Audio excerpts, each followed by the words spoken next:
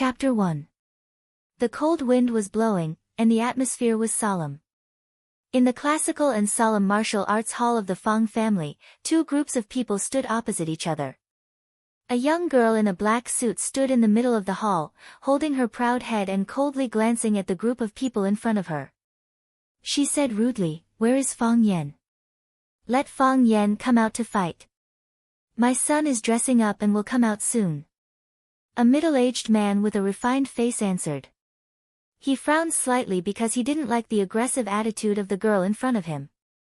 He was Fang Yixing, the successor of Fang's Tai Chi, because he liked poetry and painting. He didn't look heroic like a martial artist. Instead, he looked a bit gentle and elegant. Yi Rou sneered and said, "Dressing up? Are you too scared to come out? You're going too far."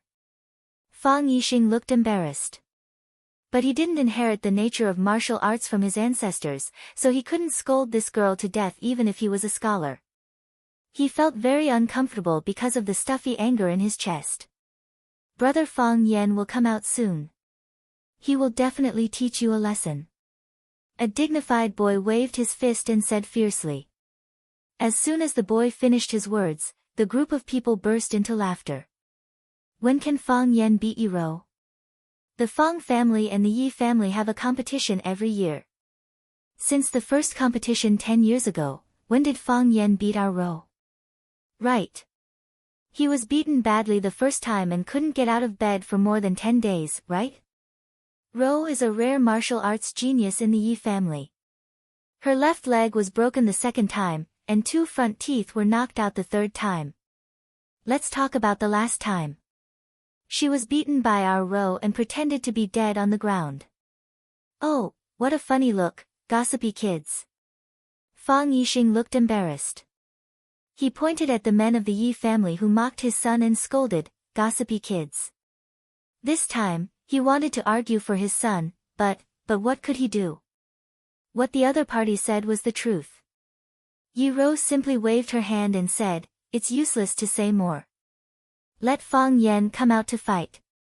If he's not a talkative child, then let's see who's the real deal." Fang Yixing turned to look at his wife and said, "Go and call Fang Yan out.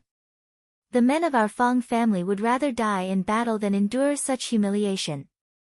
"Master, something bad has happened, something bad has happened." A young disciple ran over with an anxious look on his face. "What's not good? Let's talk things out." Fang Yixing hated it the most when his family and servants were flustered and didn't have a calm demeanor. "Young master ran away. The young master ran away," the young disciple said with a sad face. "Ran away?" Fang Yixing's face twitched. "Why did you run away? Where did he go?" "I don't know," said the disciple. "Young master left a letter." "Quick, open it."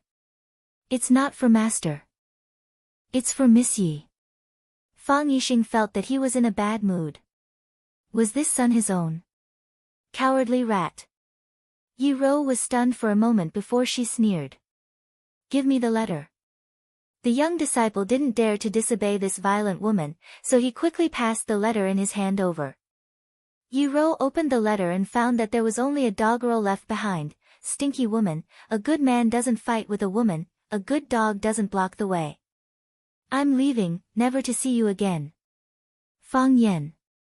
Yi Rou's eyes were filled with murderous intent. She clasped her hands together and rubbed them together. The simple yet elegant letter turned into a puff of smoke. "Even if you run to the ends of the earth, I will still crush your bones and scatter your ashes." Rosefinch Secondary. The best private high school in Huacheng. Fang Yan stood at the school gate and looked at the young girls who were wearing white shirts and short skirts. They were full of youthful energy as they walked past him. He took a deep breath of the fragrant air and said to himself with a face full of infatuation, "I firmly believe that the student girl wearing a translucent white shirt with a black bra underneath is the sexiest goddess. It's better to sneak away than to get beaten up every year." Fang Yan's handsome face showed a hint of ferocity. "Yi Rou, you damn bitch, I'm afraid you never thought that I would come to school to be a teacher, right?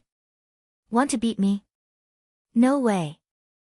Am I the kind of pitiful, weak, and undignified man who gets beaten up by others casually? After asking this question that didn't need anyone to answer, Fang Yan felt an inexplicable sadness in his heart. At least, I have to beat up that wild woman Yi Ro once a year. Just like cats eat fish and dogs eat meat, Ultraman has to beat up small monsters, this is the rule. He adjusted the collar of his white shirt, took out a pair of black-rimmed glasses from his left pocket and put them on. He took out a small mirror from his right pocket and looked at his facial features, hairstyle, and made sure there were no unidentified objects in the corner of his eyes. He couldn't help but praise, what a handsome man. A fat middle-aged man trotted over, passed by Fang Yan, and quickly retreated like a ball. He looked at Fang Yan in confusion and asked, "Are you Mr. Fang Yan?" "I am." Fang Yan nodded. "Are you really Fang Yan?" Zheng Jing's face was full of disbelief. "Didn't you say I'm here to pick up a new teacher? How come it's such a ridiculously young guy? If he stood on the podium and gave a lecture, how embarrassing would it be for the slightly older students sitting under the podium?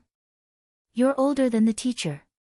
Would this sentence become the most vicious verbal attack in Rosefinch Secondary? Absolutely. Fang Yan said with a smile. "I'm the director of the headmaster's office, Zheng Jing." Zheng Jing looked up and down at Fang Yan carefully again. After eliminating the possibility that this was a prank, he raised his heavy head and said, "The headmaster wants to see you." Vice headmaster's office. Fang Yan looked around the bright, spacious, but elegantly decorated office. He was sure of two things. First, Rosefinch Secondary was very rich, and the teachers' benefits were very good. Second, the headmaster in charge of human resources was a woman. The headmaster wasn't there. The fatso who brought him in poured him a cup of tea and left in a hurry, leaving him alone in the empty room. Fang Yan waited for a long time. The hot water cooled down, and the aroma of the tea dissipated, but the headmaster who wanted to see him was still nowhere to be seen. He stood up and stretched, then he walked around the office and looked around. Soon, his eyes were attracted by a tall vase in the corner. The streamlined agari connected from head to tail, and the gorgeous yellow agari decorated it lazily in echelons. It looked very beautiful. Stairway to Heaven. Fang Yan was stunned. He didn't expect to see a difficult flower arrangement like Stairway to Heaven here. He squatted down to admire it carefully, then he shook his head lightly. Not good enough. He wanted to turn around and leave, but he stopped. After hesitating again and again, he finally couldn't help but pick up the scissors on the windowsill and start trimming. He was bold and ruthless, as if he had a grudge against this flower. Clang! Lu Chaoga pushed the office door open and saw a strange man squatting in the corner, waving the scissors and destroying his favorite flower arrangement. The broken branches and leaves on the ground were a mess. She felt like she was going to faint. Her face was pale, and her eyes were wide open. She shouted anxiously, "What are you doing?" Fang Yan was engrossed in his work. He was completely focused on the task at hand. When he heard the shout, he answered, "No." Chapter 2. The silver-white professional suit couldn't hide the plump curves of her delicate body. Her towering breasts trembled violently because of the owner's anger. Even though she was wearing a pair of thick black-rimmed glasses that looked a little old-fashioned, it was difficult to suppress her sharp, capable, and mature fashion. As the vice principal of Rosefinch Secondary, Lu Chaoga was indeed too young and too beautiful. Lu Chaoga graduated from an Ivy League school in the United States. After graduation, she stayed to teach at the best Townsend Harris High School in New York. Because of her bold and varied teaching style, she was very famous in the high school circle in the United States. It was said that the principal of Rosefinch Secondary visited her 3 times and invited her back from the United States to be the vice principal of the school. Lu Chaoga was fascinated by flower arrangement when she was in school. She thought it was the most beautiful thing in the world. This Stairway to Heaven pot was a masterpiece that she created after failing many times. She had poured a lot of effort and emotion into it. Now that her favorite and proudest work of art was destroyed, Lu Chaoga naturally erupted like a volcano. She couldn't accept it. After shouting the words, "What are you doing?" she rushed in the direction of Fang Yan. She only realized when she was halfway there. She asked him, "What are you doing?" And the meaning of his answer was no. Such a person. How could such a person appear in her office? What were the people in the secretariat doing? Stop right now. Lu Chaoga only felt that her entire universe was about to burn. If she could transform into Ultraman, she would definitely send this shameless and dirty gangster to outer space and let him fall in love with aliens. Then, based on his love story with aliens, she would write a script called The Bastard from Earth and broadcast it on an alien TV station. It would definitely be a hit. Fang Yan stopped.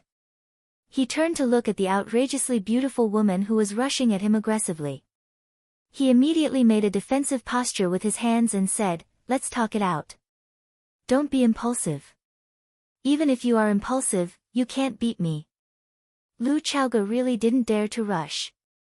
It was not because she was ready to have a good talk with this man, but because that bastard was waving a pair of scissors in his hand. A wise man knows better than to fight when the odds are against him. A good woman is afraid of hooligans and gays. Lu Chaoga retreated to the door of the office and shouted, "Security, come here." Dong dong dong, the office director, Zheng Jing, quickly ran over and put his ball-like body in front of Lu Chaoga. He pointed at Fang Yan and shouted, "What are you doing? Fang Yan, what are you doing? If you have any problems, come at me. Don't hurt our principal Lu. Come for you." She had seen more men than Fang Yan. How could she be conquered by Fang Yan's almost unskilled way of coaxing a little girl who had just begun to have her first awakening of love?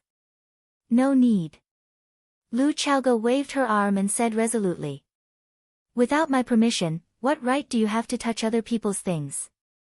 Who gave you the right to do so?" "I've already explained," Fang Yan said innocently. The heart of art. Unable to restrain yourself. It would have been better if she hadn't mentioned this reason, but the mention of it made Lu Chaoga even angrier. "I must look like an idiot, right?" "No, no." Fang Yan quickly denied. "You must look delicious." Lu Chaoga was dumbfounded. Was this guy flirting with her? Was he flirting with her? Zheng Jing was also dumbfounded. What was this guy doing? How could he talk to the principal like this? Didn't he know that Principal Lu Chaoga was famous for being cold and dignified in the school and was called the legendary Ice Goddess? Zheng Jing decided to play his role as the vice director of the office. He quickly rolled to the front of Fang Yan, pointed at Fang Yan and shouted, "Fang Yan, what are you talking about? Apologize to our Principal Lu." Apologize? Why? Fang Yan felt very wronged. Do you think Principal Lu is not delicious? Of course not delicious. Zheng Jing shut his mouth in time.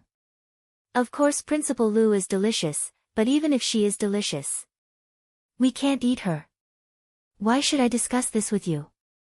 Can this kind of problem be discussed in front of Principal Lu? You don't think she's delicious, but I think she's delicious, Fang Yan said. But it's not your fault. Everyone has their own preferences.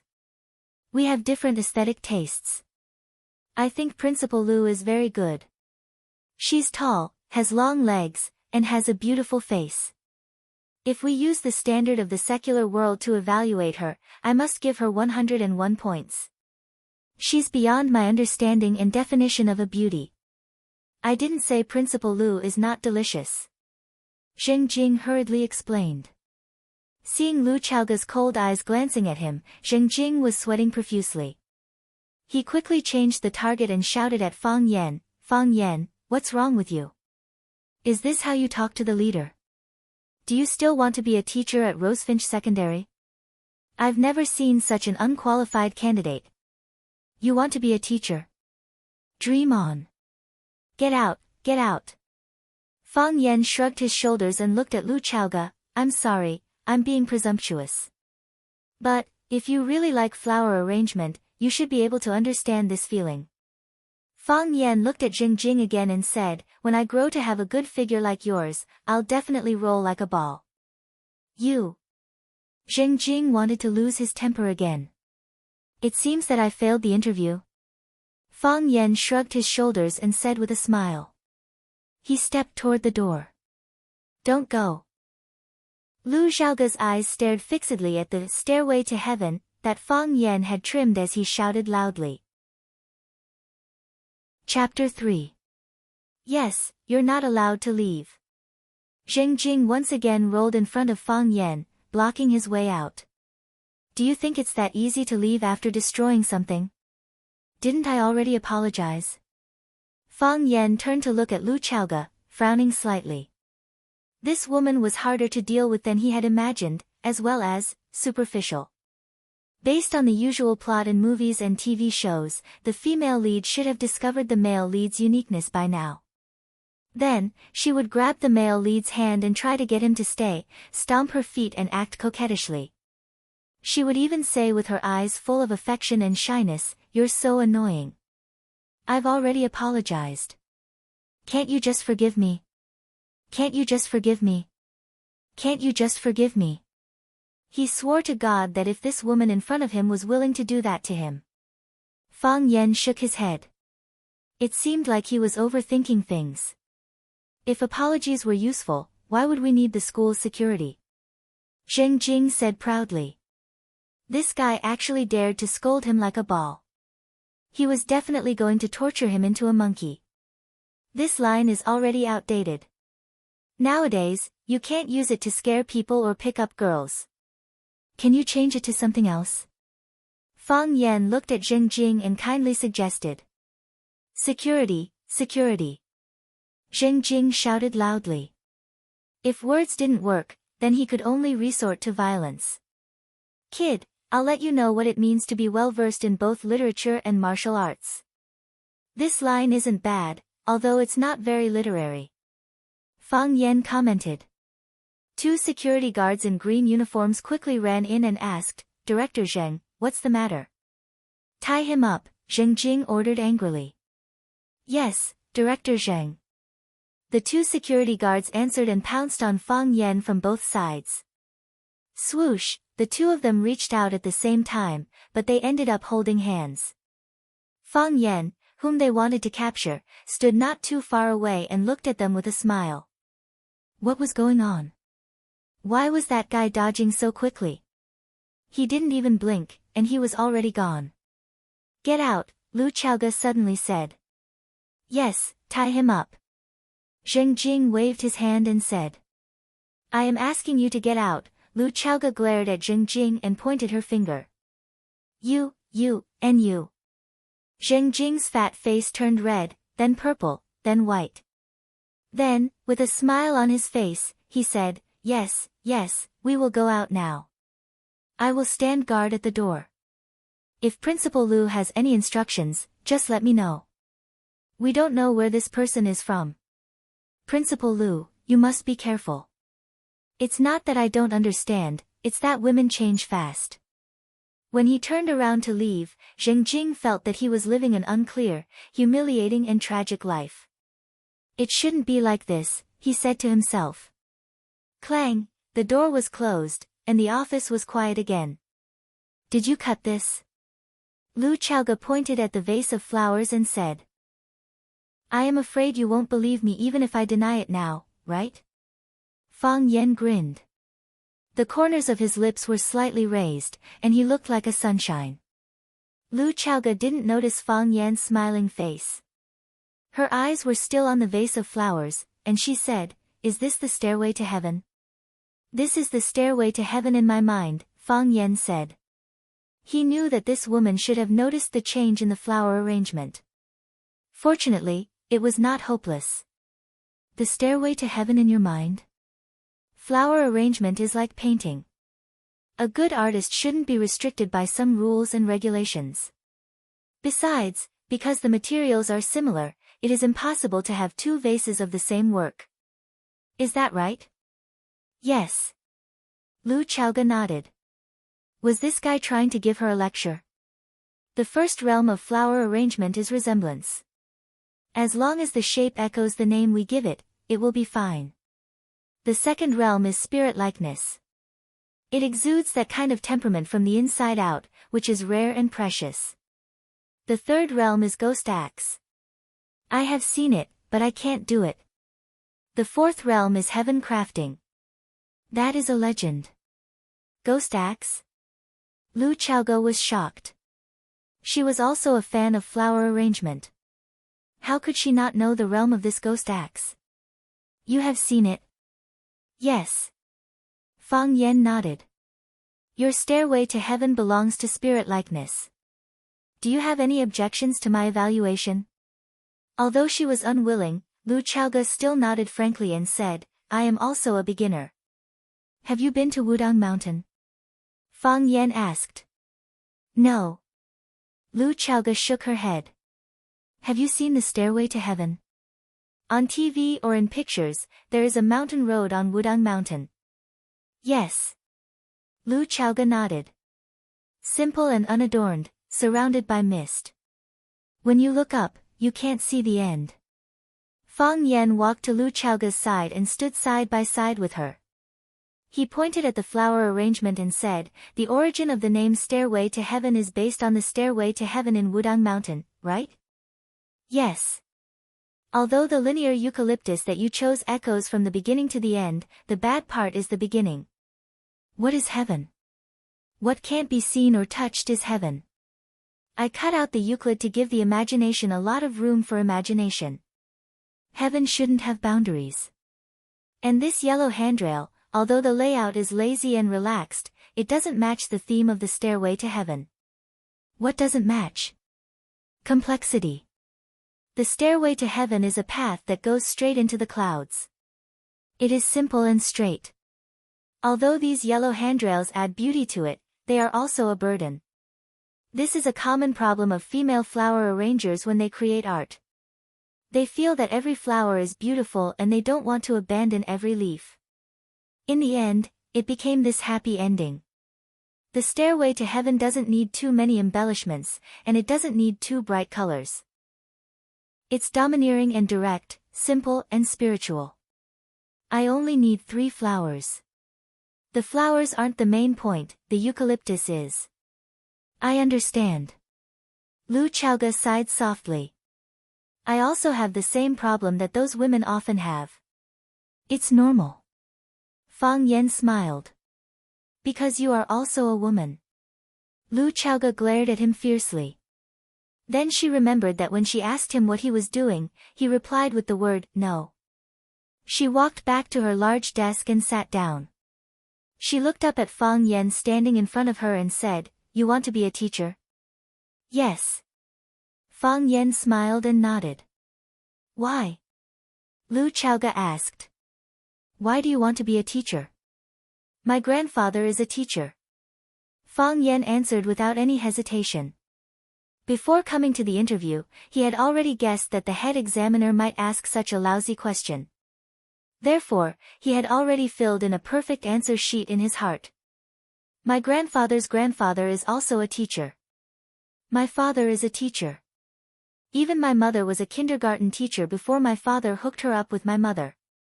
Silkworms will only dry up when their threads run out when they die. Yes, being a teacher is very tiring. There's an endless supply of chalk and homework. But being a teacher is also very great. Peaches and plums don't speak of each other. Every new year, countless students will call to express their concern. There are even more people who personally come home to visit their teachers. There are even people who specially fly back from the United States and Canada. To be honest, I am very envious. I am very envious of them. Therefore, when I was very young, I made up my mind to be a glorious teacher of the people. I want to dedicate my youth, my talent, my body. As long as there is light, there will be warmth. Fang Yan looked at Lu Xiaoge with a burning gaze and said, Principal Lu, please give me a chance to do anything for the students and you. Lu Xiaoge sat there in a daze for a long time without saying anything. To be honest, she didn't know how to deal with this freak in front of her. She had never experienced such a blatant way of applying for a job, and she had never met a person who promoted the profession he was going to be in to be so noble and great. Listening to his words, it made people feel that he was not going to be a teacher, but the Guanyin Bodhisattva Buddha who saved people from suffering. If you said he was fake, his expression was so serious. If you said he was real, you couldn't help but doubt the level of your IQ. Principal. Fang Yan waited for a while and didn't get the response he deserved, so he couldn't help but remind her. Did he overdo it? It shouldn't be. When he was practicing in front of the mirror in the morning, even he was touched. Well. Lu Chaoga's brain returned to normal. She looked at Fang Yan's face and said, I know. You will definitely become a good teacher. Thank you for your recognition and encouragement, Principal Lu. I will work hard and do my best as a teacher. The old principal told me that you were invited by the old principal, so there shouldn't be any big problems in terms of ability. However, anyone who wants to be a teacher at Rosefinch Secondary has to go through a 3-month assessment period. If after 3 months, you can't pass the school's assessment standard, then, I'm sorry. I will persuade you to resign. Zheng Jing. Lu Chaoga shouted toward the door. Zheng Jing trotted in and asked with a smile, Principal, are you looking for me? Take teacher Fang Yan to go through the formalities, and then send him to grade 1 class 9 to get to know the students. He will be taking over the language class for this class. Yes, Principal. Headmaster, Zheng Jing answered quickly. After the door closed, Lu Chaoga left her seat and walked to the corner of the room. Looking at the increasingly vivid stairway to heaven, she sighed softly and said, It's so beautiful that I'm crying. Walking out of Lu Chaoga's office, Fang Yan looked up at the blue sky of the campus and couldn't help but sigh. Instead of fighting and killing, it's better to look at the school bell. What did you say? Zheng Jing turned around and asked. I said, from the back, you really look like Chow Yun-fat. Why are you scolding me? Zheng Jing jumped up like a rabbit whose tail had been stepped on. Chapter 4. I said that you look like Chow Yun-fat. How is that insulting? Don't I know what I look like? Zheng Jing felt that this guy was insulting his intelligence. He always liked to treat others as retarded. Am I an idiot? What a joke, I just look delicious. Fang Yan felt that this person was quite honest.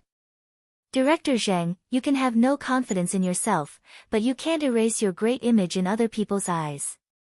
Fang Yan said seriously, the charm of a mature man, the charm of a successful man. This kind of charm is not comparable to a man like me who only has a good face. Really? Hearing Fang Yan's words, Zheng Jing couldn't help but straighten his fat belly.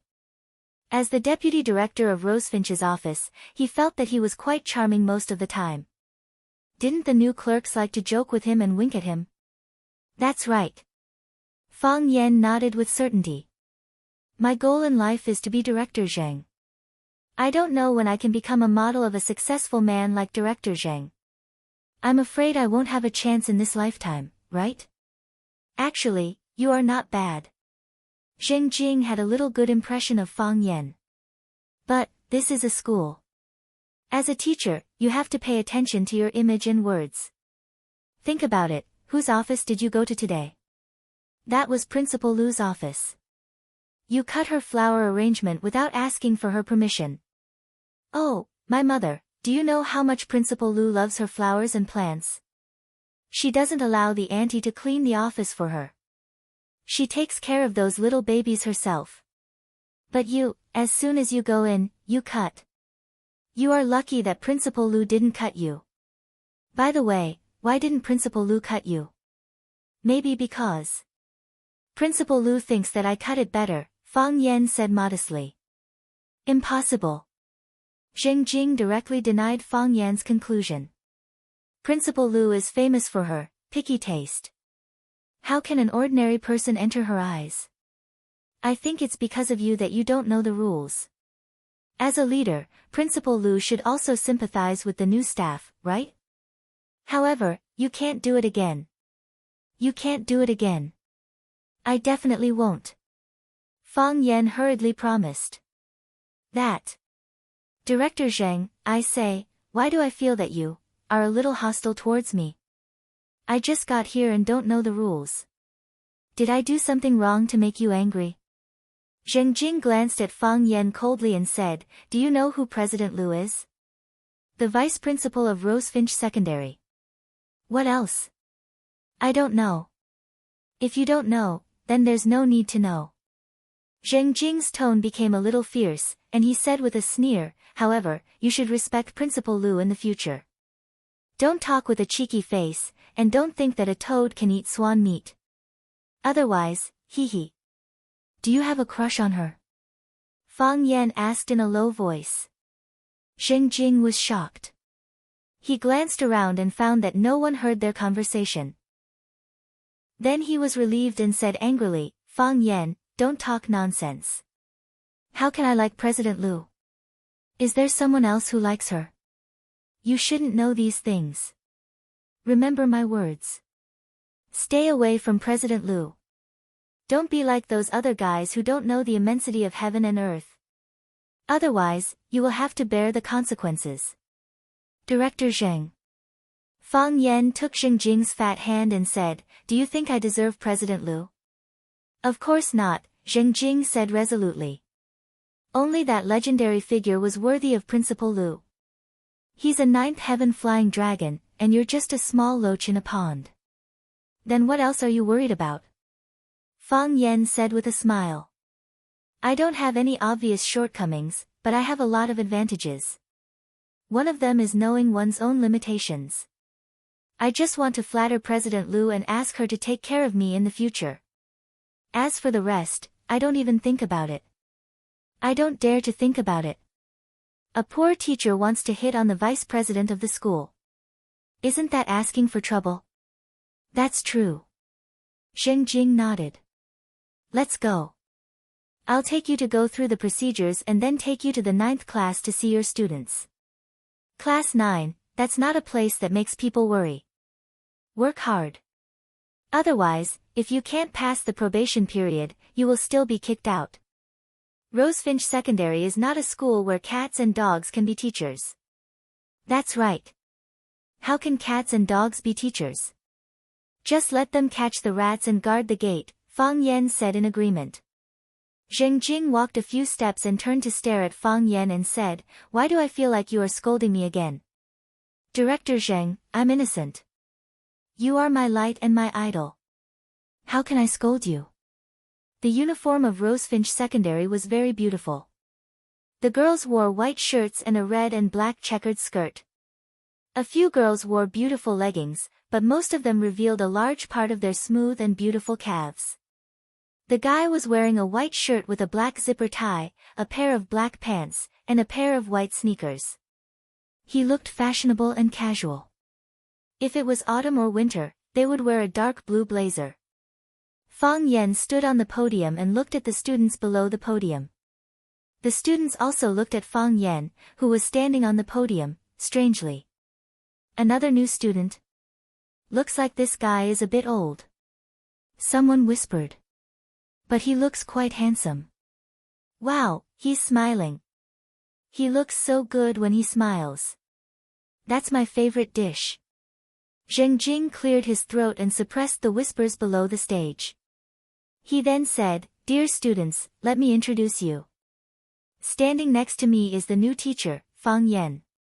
Teacher Fang Yan will be in charge of your language class from now on. Boom, the whole class was in an uproar. He's a teacher. Are you kidding me? I thought he was a student. How can he be our teacher at such a young age? The school won't give up on our class, right? Wow, that's great. My wish came true. I was still praying last night that we would be given a young and handsome language teacher. Quiet. Quiet. Zheng Jing slapped the podium. Originally, it was the dean's job to introduce new teachers to the students. But because he and Fang Yan got along well, he personally sent him over. He didn't expect these students to not give him face at all. They questioned the new teacher in public, making him feel embarrassed. Let me tell you, don't be fooled by teacher Fang Yan's young age. He's a very capable teacher. As for what he's capable of, you'll slowly understand him in the future. The school didn't give up on you. Not only did the school not give up on you, but they also value you very much. That's why we specially invited teacher Fang Yan to be your language teacher. I hope you'll work hard in the future. Under the leadership of teacher Fang Yan, you'll achieve even better results. Shuemu University is waving to you. A bright future is saying hello to you. Worried that the students would ask weird questions again, Zheng Jing decided to leave quickly. He turned to look at Fang Yan and said, Teacher Fang Yan, I'll leave this place to you. Get to know the students better and communicate well. I believe they'll accept and like you. Okay. Thank you, Dean Zheng. Fang Yan said gratefully. After sending Zheng Jing out, Fang Yan walked into the classroom again. His eyes met dozens of eyes in the class. Fang Yan wanted to sing a song. Our school is a garden. The flowers in the garden are so bright. Big sister, come quickly. Little sister, don't run away. Hold hands and sing that song. How happy our life is. Waha, waha. How happy our life is. With Fang Yan's sharp eyes, he had already found a few beautiful girls in the class. This filled him with even more passion and anticipation for his future career. Is he really a teacher? He doesn't look like one. Oh no, the school really gave up on us. I have to call my dad to transfer me to another class. No, transfer to another school. Hey, Fang Yan, are you a monkey invited by Goddess of Mercy? You're here to play with us, right? Mockery and doubt filled the air. No one believed that Fang Yan was a qualified teacher. You can't bully me. Fang Yan felt wronged. He looked at the students and said, I was just bullied. Chapter 5. You can't bully me, I was just bullied.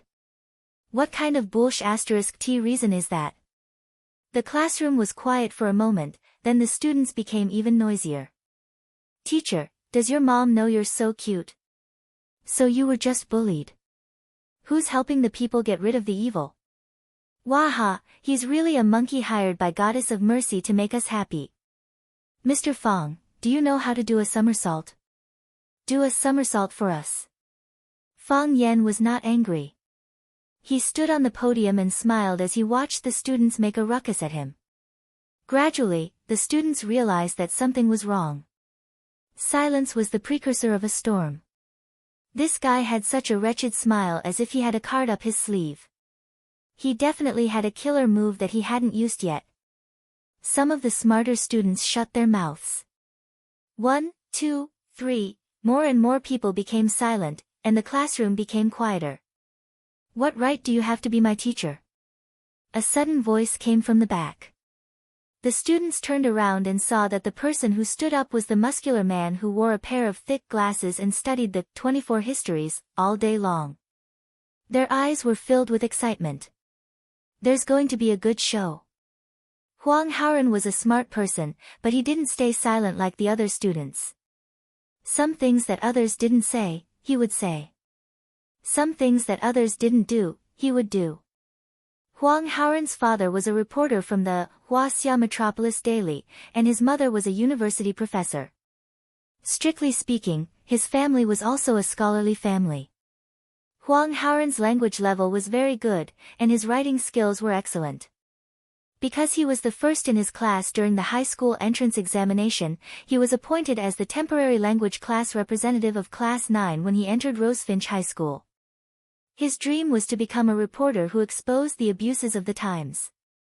Therefore, he was like a sponge absorbing knowledge and nutrition. However, the school sent them such a language teacher. Student, what did you say just now? I didn't hear it clearly. Fang Yan looked at Huang Haoren and asked aloud. I say, what right do you have to be my teacher? Huang Haoren looked straight into Fang Yan's eyes, not evading at all. Fang Yan narrowed his eyes and smiled. He only asked Fang Yan why he was my teacher and not our teacher, which showed that he was quite a proud guy. In his eyes, the other students were not worthy of being mentioned in the same breath as him. Fang Yan was a little curious about him. He wanted to know what kind of freaks were in this worrisome class 9. I'm curious. What are the requirements to be your teacher? Fang Yan asked.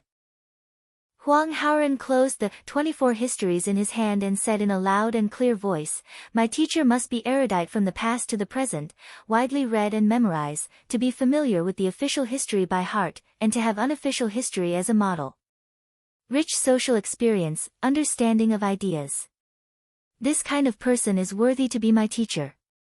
Huang Haoren stared at Fang Yan unkindly and said sarcastically, what can you do? Provocation. A naked provocation. Many students had flames flickering in their eyes, and even more people's mouths were twitching. Fun, it was really fun. They were very curious to see how this child teacher would deal with Huang Haoren's challenge. If he couldn't give a satisfactory answer today, if he couldn't suppress the arrogance of a super scholar like Huang Haoren, then it would be difficult for him to stand in this class in the future. If a teacher couldn't even deal with his students, who would still respect him? Fang Yan sighed softly. After his eyes swept across the audience, he said with infinite emotion, now that things have come to this, I can't hide it anymore. I've always been a very low-key man. What's the saying again? The bird that sticks out gets shot. I'm not a person who likes to be in the limelight. But, since you insist on an answer, and there should be a harmonious environment for frank communication between teachers and students, I've decided to confess to you. Holding their breaths, everyone was looking forward to it. Fang Yan straightened his back and stood straight on the podium. His gaze was deep, and his eyebrows were raised. He enunciated each word clearly, I am knowledgeable, and have a strong memory. I know the official history by heart, and the unofficial history as a mirror. Rich in social experience and well-informed in thinking. I am the kind of teacher you want. Silence. Dead silence. What kind of answer was this? Was this an answer? Wasn't this too shameless? How could he say such a thing?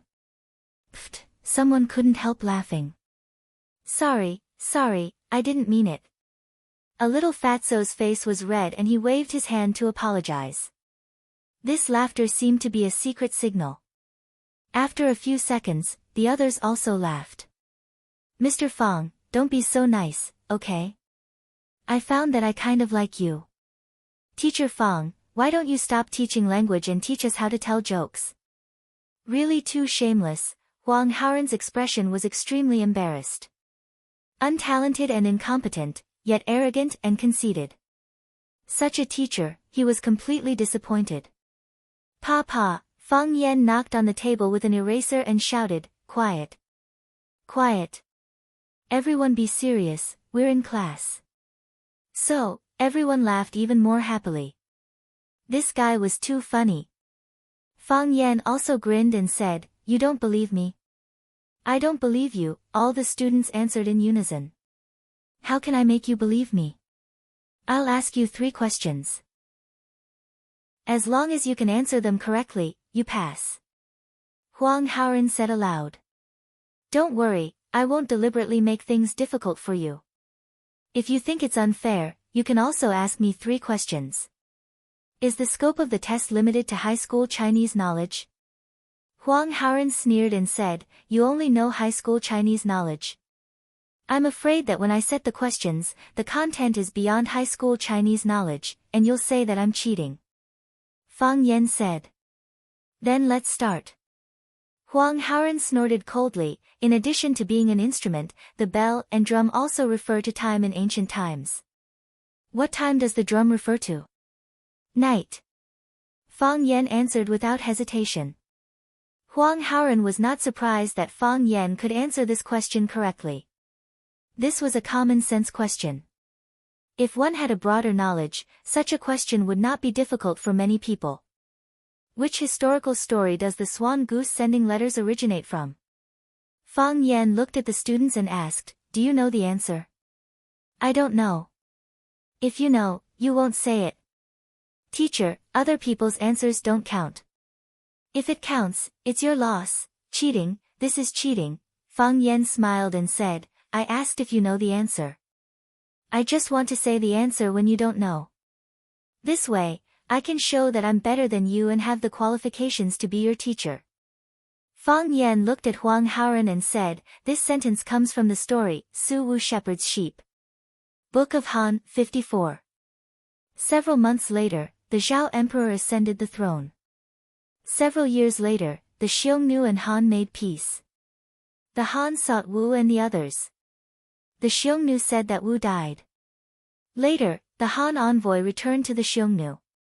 Chang Hui asked the guards to come with him. At night, he met with the Han envoy. The envoy was called Chanyu. He said that the Son of Heaven shot a goose into the forest and obtained it. He said that Wu and the others were in a swamp. After Chanyu heard this, he could only let Su Wu return. Later on, people used the swan goose as a metaphor for letters and the person who delivered them. Huang Haoran's expression changed. To be able to say the source of the story in swan goose sending letters was not too difficult. However, to be able to memorize the original words in the Book of Han, word for word was not easy. Huang Haoran believed that he had read many ancient books. Some of the stories could give him a rough idea of the background and story. However, he could not force himself to memorize the original words like Fang Yan. Is this answer correct? Who knows? Is it true? Isn't this too amazing? Who has the Book of Han? Quickly search. If you don't have it, use your phone. Haven't you heard of the saying that if you can't decide on internal affairs, ask Baidu? If you can't decide on external affairs, ask Google. If you can't decide on sex, ask Tianya. The answer is correct. Huang Haoran said in a heavy voice. There's one last question. Chapter 6. Huang Haoran wanted to give up at this point. Once an expert made his move, he would know whether he was good or not. He deliberately chose 2 questions that belonged to the field of Chinese but were a little obscure to test Fang Yan. Fang Yan quickly said the answers. Moreover, his answers were far beyond his expectations. He was clear about such knowledge points, so he should not be unfamiliar with some knowledge that was clearly written in Chinese textbooks. In this case, as a high school Chinese teacher, he was completely qualified. Huang Haoran felt surprised in his heart. This teacher was not empty because of his young age. He still read a lot of books. Otherwise, he would not be able to answer the 2 questions that he set so easily. He even memorized the ancient classics like Book of Han, which he flinched at the sight of. If the teacher was great, the students would naturally benefit a lot. However, Huang Haoran felt extremely sour in his heart. The knowledge of ancient literature that he had always been proud of was suppressed to the point that he could not lift his head. This cruel truth was not what he was willing to accept. Therefore, he still insisted on asking the 3rd question. He took off his glasses and carefully wiped them with a yellow cloth. Huang Haoran did not easily ask the 3rd question because he knew that the young teacher in front of him, who seemed to be almost the same age as him, was not easy to deal with. He wanted to increase the difficulty of the 3rd question. He wanted to use this 3rd chance to test Fang Yan. This was a little impulsive and deliberately made things difficult for others. But, he wanted to win. If he won this time, he would win back a little pride and self-esteem. Fang Yan looked at Huang Haoran. All the students in the 9th class looked at Huang Haoran. After losing 2 battles, Huang Haoran definitely wanted to win back a lost city. The 3rd question was his last chance.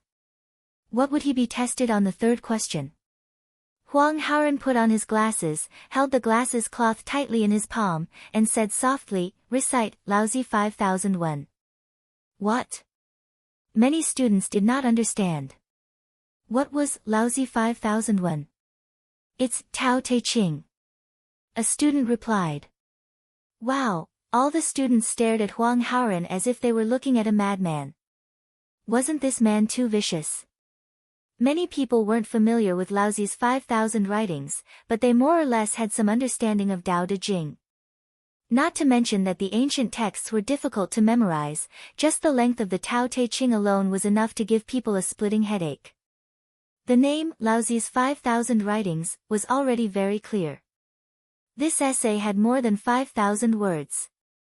The current Tao Te Ching was divided into 81 chapters, and it clearly had the Taoist ideology of 9 out of 9 returning to 1. Wasn't it bullying to ask someone to memorize such a long classic article without missing a single word? What a bully. A little beauty stood up and said, "Huang Haoran, you can't do that. Even if you want to make things difficult for Mr. Fong, you don't have to resort to such underhanded means, do you? Why don't you let Mr. Fong recite the full text of Dream of the Red Chamber? In that case, you'll definitely win." Exactly. If you let Mr. Fong recite it, can't you recite it for us first? Another girl echoed. Mr. Fong, don't listen to him. You have already won. You are qualified to be our teacher. A third girl stood up. Fong Yen suddenly began to miss home. He missed his beloved parents. Thank you, Dad, Mom. Thank you for giving me such a beautiful appearance. It was good to be handsome. Although he couldn't use his face to swipe a credit card at the bank, but it was easy to gain the support of female students. As an idle teacher, Fong Yen felt that his life was completely stress-free. Huang Haoran sneered and said to the girls, "I said it before. If I test him on 3 questions, he can also test me on 3 questions. If he finds it difficult, then he can use this question to test me." Everyone fell silent. A bookworm was truly terrifying. He could even recite the complete Tao Te Ching. In this world, what could stop them from advancing? Are you sure you want to test me on this question? Fong Yen looked at Huang Haoran calmly and asked in a gentle voice. Talented people could always easily gain the respect of others. To be honest, Fong Yen originally had some dissatisfaction with Huang Haoran. The other students were conquered by his domineering aura and accepted the arrival of a new teacher without a word. Why was he the only one who had a big mouth? Why are you my teacher? Look at how low the standard of this question was. It made people unhappy when they heard it. Now, Fong Yen forgave Huang Haoran and even had a good impression of him. As a student who could recite the entire Tao Te Ching, he had the qualifications to be more arrogant. Profound knowledge of literature, a character with flesh and blood, a personality that wouldn't easily compromise with reality. He had what many students lacked.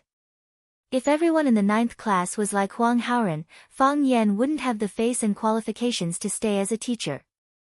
Because of the existence of Huang Haoran, Fong Yen found the value of his trip. Not bad. Huang Haoran looked at Fong Yen firmly on the stage. If you find it difficult, I will recite it word for word. Mr. Fong, I call you teacher now. You are qualified to be our teacher. But, this time, I want to win against you. Even if you are a teacher, I still want to win against you. Are you sure you don't want to change the question? Fong Yen liked his confidence and asked with a smile. No. Huang Haoran's attitude was firm. He only answered with one word. Well. Fong Yen stomped a few steps on the podium and said, "This question is too simple. Let's make it more difficult. I will recite Laozi's 5,000 writings backwards." Fong Yen cleared his throat and recited loudly, "Words are not beautiful. Beautiful words are not believed. Those who are good do not argue. Those who argue are not good. Those who know are not knowledgeable. Those who are knowledgeable do not know. Those who are knowledgeable do not accumulate. They think that people are more and more. That there are more and more people. The way of heaven is beneficial but not harmful. The way of saints does not compete. A small country with few people. Even if there is a weapon, it is not used. Even if the people die again, it is not far away. Even if there is a boat, it is not used.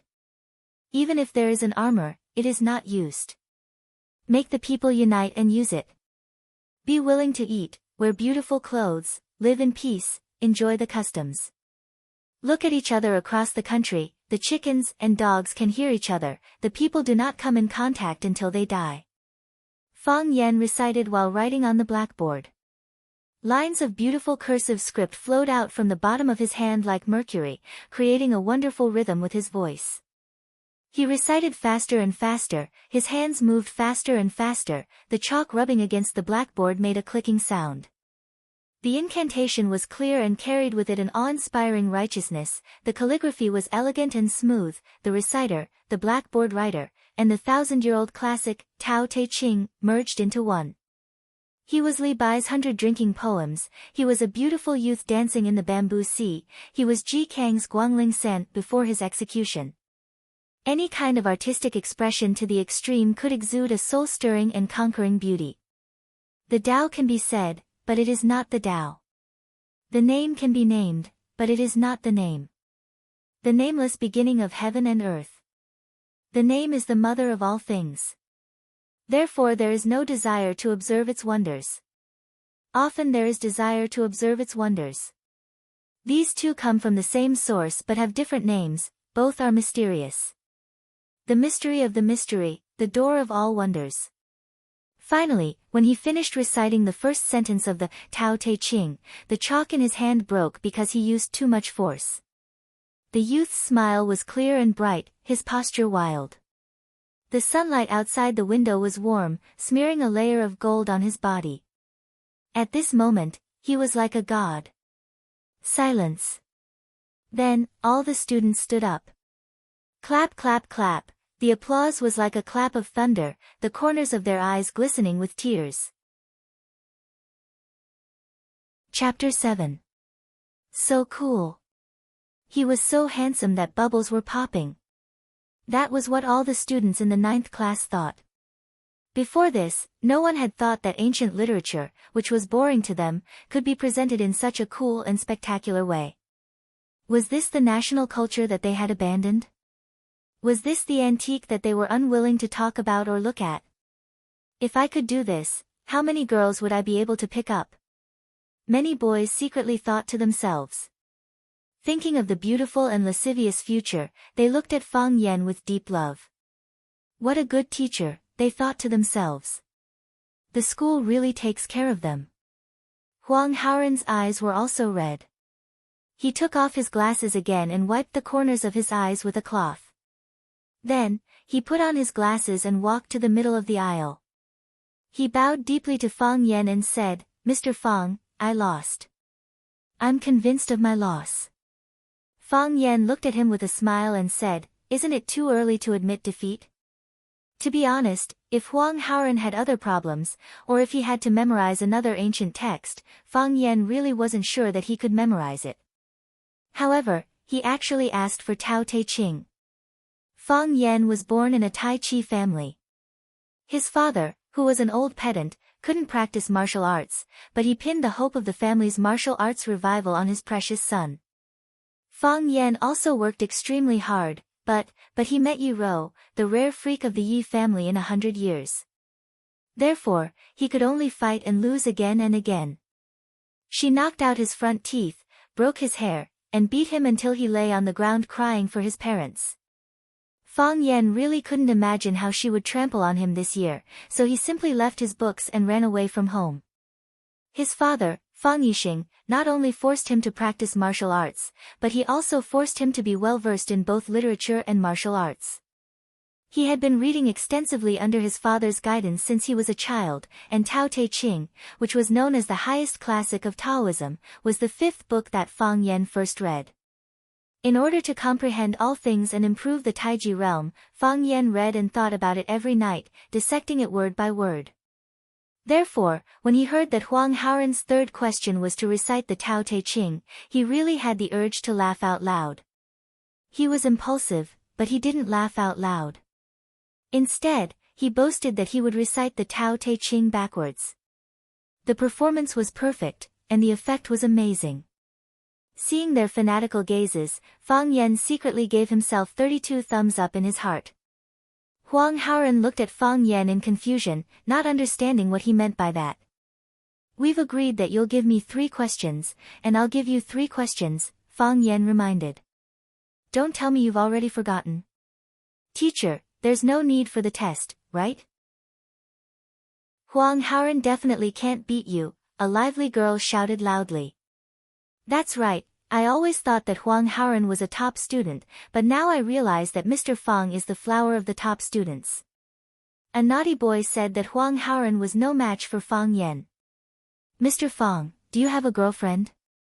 Was he preparing to attack? Hearing that Suing asked Fang Yan if he had a girlfriend, all the students in the class laughed out loud. Suing was a cute girl with an oval face. After asking this question, she was embarrassed. However, seeing that all the students in the class were laughing at her, she angrily rolled her eyes and said, I like Mr. Fang, so what? If you don't like him, don't fight with me. We won't fight, we don't like men, a boy said deliberately. Seeing them laughing and joking, Fang Yan also felt comfortable in his heart. This was the taste of youth, this was the smell of freedom, this was a carefree life. It was really good to be a teacher. It couldn't be better not to be beaten. After they joked for a while, Fang Yan looked at Huang Haoren and said, You have to finish what you started. What do you think? How can you know that you will lose until the last moment? Huang Haoren understood what Fang Yan meant and said seriously, I'm willing to accept Mr. Fang's test. Fang Yan nodded with satisfaction and said, For the first question, other students can also rush to answer it. For every question that you successfully answer, I will add 1 more point for you during the test. The moonlight in front of the bed is a famous sentence by Li Bai. What does the bed refer to? The fence on the well. When the other students were still thinking, Huang Haoren had already said the answer. The knowledge of the top student was indeed extraordinary. For thousands of years in the Ci garden, a group of beauties competed for beauty, blooming a female flower. Which talented woman in history is this sentence talking about? Li Qingzhao, a chubby girl answered in a loud voice. Because she was too anxious, her voice became a bit sharp. Her face was flushed, looked at Fang Yan and said, I like Li Qingzhao the most. What's your name? Fang Yan walked in front of the girl, looked at her and asked. Wang Fang. Congratulations Wang Fang, you got it right. In the next test, I will add 1 more point to your test paper. Thank you, Mr. Fang. Wang Fang said happily. Seeing Wang Fang could have such an intimate conversation with the new Mr. Fang, the other girls were envious. Everyone secretly made up their minds to be the first to answer the next question. No one knew whether it was intentional or unintentional, but Fang Yan's actions suddenly aroused the enthusiasm of the students to learn, and let everyone follow his train of thought. This was the necessary quality of an excellent teacher, or the ability to control the field. The third question, which is also the last question. Fang Yan glanced at the whole audience and said, Who can recite the complete disciple rules? No one answered. Fang Yan looked at Huang Haoren and asked, Can you? Yes. Why not? Because. Huang Haoren hesitated for a moment and said, I can only recite it straight. Fang Yan really didn't know whether to laugh or cry. Because I recited the Tao Te Ching backwards, so you must recite the disciple rules backwards. Recite. Fang Yan said with a commanding tone. Huang Haoren nodded his head and said, Disciple rules, sage's teachings. First, filial brother, second, sincere faith. When Huang Haoren finished reciting, Fang Yan took the lead to applaud and said, Not bad, very good. Only a few words are wrong, and the order of 2 sentences is reversed. Knowledge is not magic. Do you have to play tricks to achieve it? At your current age and stage of education, you should be proud to be able to do this. Thank you, teacher. Huang Haoren said happily. It proves that you can graduate from primary school. Fang Yan said. Huang Haoren's face turned purple and he wanted to die. The other students wanted to die even more.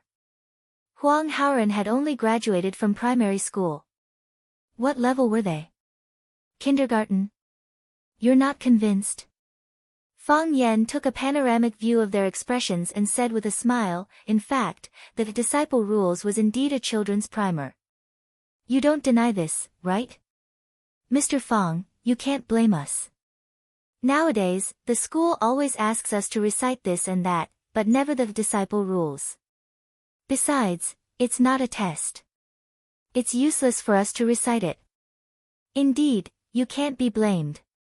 Fang Yan agreed with the student. It's not a test, so you don't need to recite it. However, this doesn't mean that the Disciple Rules is useless. Our ancestors used to say that we should cultivate our moral integrity, govern the country, and pacify the world. First, we should cultivate our moral integrity, then we are qualified to pacify the world. Nowadays, people are rushing to pacify the world from the beginning, so cultivating our moral integrity is delayed. The Disciple Rules is for us to cultivate our moral integrity. Read it and think about it. It's infinitely useful. But it doesn't matter. From today on, I will take you to appreciate the 5,000 years of national classics of Hua Xia and familiarize you with the legends of those great figures in history. Drink good wine, know heroes, look at beautiful women, and make friends with all the people we admire and respect. Whether he is Li Bai or Du Fu, whether he is Li Shishir or Lu Rushi. Teacher, Li Shishir and Lu Rushi are both prostitutes. Who said that? Fang Yan turned around angrily, stared at the boy with acne on his face, and said, they are famous actors. Isn't it more elegant to say it like this? Fang Yan sat down on a student's desk and said confidently, to be honest, I'm really envious of your luck to have a man like me as your teacher. Don't laugh, we're in class. Ha ha ha, everyone laughed even louder. This teacher is too funny. Bang! The back door of the classroom was knocked open, and 3 students rushed in with their arms around each other's shoulders. Stop, Fang Yan shouted. Zheng Guodong looked at Fang Yan on the podium with drunken eyes and asked, who can tell me, who is this guy? He looks a little unfamiliar. Fang Yan. Fang means square, and Yan means 2 fires, Fang Yan answered himself. This class's language teacher. Oh. It turns out to be Mr. Fang. Zheng Guodong hiccuped, waved to Fang Yan, and said, Mr. Fang, I will treat you to a drink some other day. Fang Yan smelled the strong smell of alcohol in the classroom, frowned, and said, you 3, get out of here. Come back to class when you sober up. Crack! Zheng Guodong kicked the chair in front of him away with a glare. He pointed at Fang Yan and scolded, the one with the surname Fang, don't be ungrateful. When I'm happy, you are teacher Fang. If you make me unhappy, you are a pile of shit. Ha ha ha, a pile of shit. Zheng Guodong's 2 followers, Li Yang and Qin Tao, laughed and echoed. Fang Yan's eyes were slightly cold, and the smile on his face became cold. Here comes the troublemaker. According to the rules of Jianghu, both sides should be masters of their own sex, and the winner would be the king. Fang Yan decided to send himself. Chapter 8. A teacher's job was to teach and answer questions. There was one more thing that Han Yu was too embarrassed to say, beat up students. Look at these literati. They didn't say what they should say and always liked to mislead the audience. If a student behaved like a hooligan, he or she was a hooligan. First hooligans, then students. Beat them up. Fang Yan had seen some movies about teachers. In those movies, bad students flirted with girls, drank, and slashed people.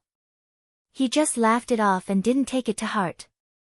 However, his current identity was a glorious and great teacher who had to work hard for the girls of Rosefinch Secondary and Luchaoga. He had the responsibility and obligation to strictly supervise and reprimand these bad students in his class. In fact, it was fine if they behaved like hooligans. Their parents didn't care, and Fang Yan could turn a blind eye to it. When they barged into the classroom drunk, they affected the normal learning of the other students and filled the class with the unpleasant smell of alcohol. The most intolerable thing was that they called Fang Yan a pile of sh*t in front of the whole class. Being called a pile of sh*t by a pile of sh*t, Fang Yan felt that he had been insulted twice as much. Fang Yan's jumping, reciting the sacred text of Tao backwards, and acting cute was effective. Seeing Zheng Guodong insulting Fang Yan, some students couldn't stand it anymore. Zheng Guodong, what are you doing? How can you talk to Mr. Fang like that? The top student Huang Haoren was the first to stand up. That's right, you're too much. You have no manners at all. Suing also felt that it was unfair. The smell of alcohol is so bad, get out, Zheng Guodong sneered. He walked shakily to Huang Haoren, pressed his head, and threatened, Little Four Eyes, do you believe that I'll make your head explode? Don't you dare. Huang Haoren was not convinced. Do you think I dare? As Zheng Guodong spoke, he slapped Huang Haoren's head hard.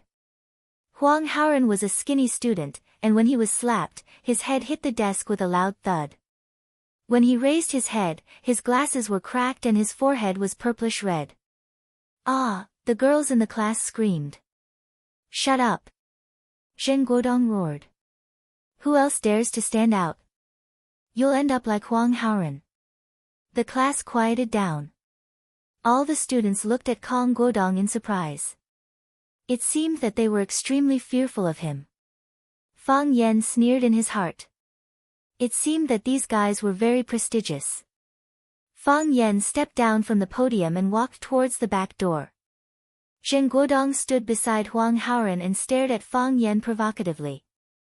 Even Zheng Guodong's two followers, Li Yang and Chen Tao, didn't care about Fang Yan's identity as a teacher. They crowded behind Zheng Guodong with smiles on their faces and looked at Fang Yan proudly. Fang Yan stood in front of Zheng Guodong and said, You're a student of class 9. Fang Yan drew a circle again and then pushed the back of his hand. Spreading phoenix tail. Bang! Chen Tao's chest was hit, and his body retreated continuously. Chen Tao and Li Yang were stunned. What was going on with their boss?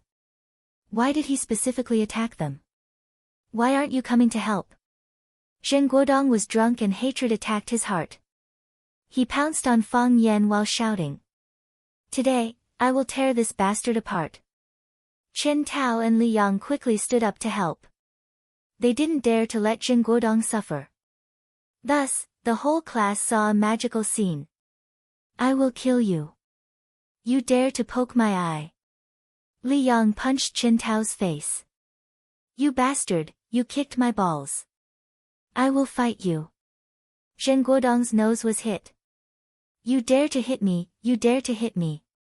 Zheng Guodong chased after Li Yang and beat him up. Fang Yan was surrounded by 3 people, but he was still relaxed. From time to time, he would wave his hand and draw a circle.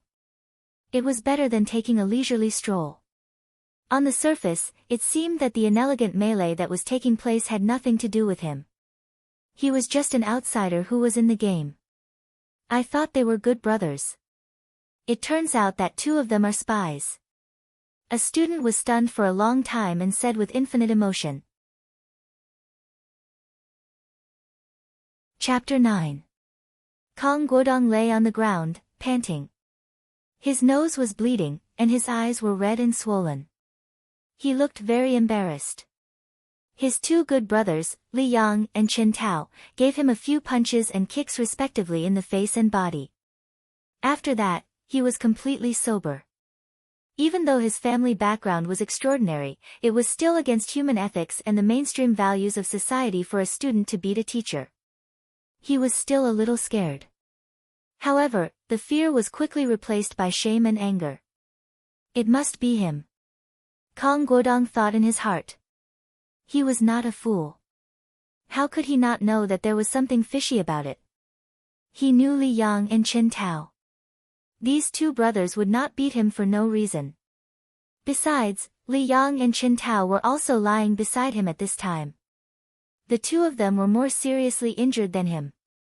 After all, he could attack the 2 of them unscrupulously, but Li Yang and Chen Tao were still very cautious when they attacked him.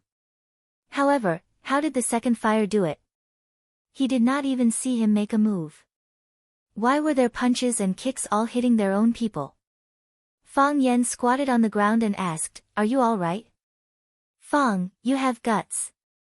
Kong Guodong gritted his teeth and roared. He had also been punched in the mouth. Speaking would aggravate his wound, causing him to grimace in pain. His hatred for Fang Yan became even stronger. "Don't doubt it.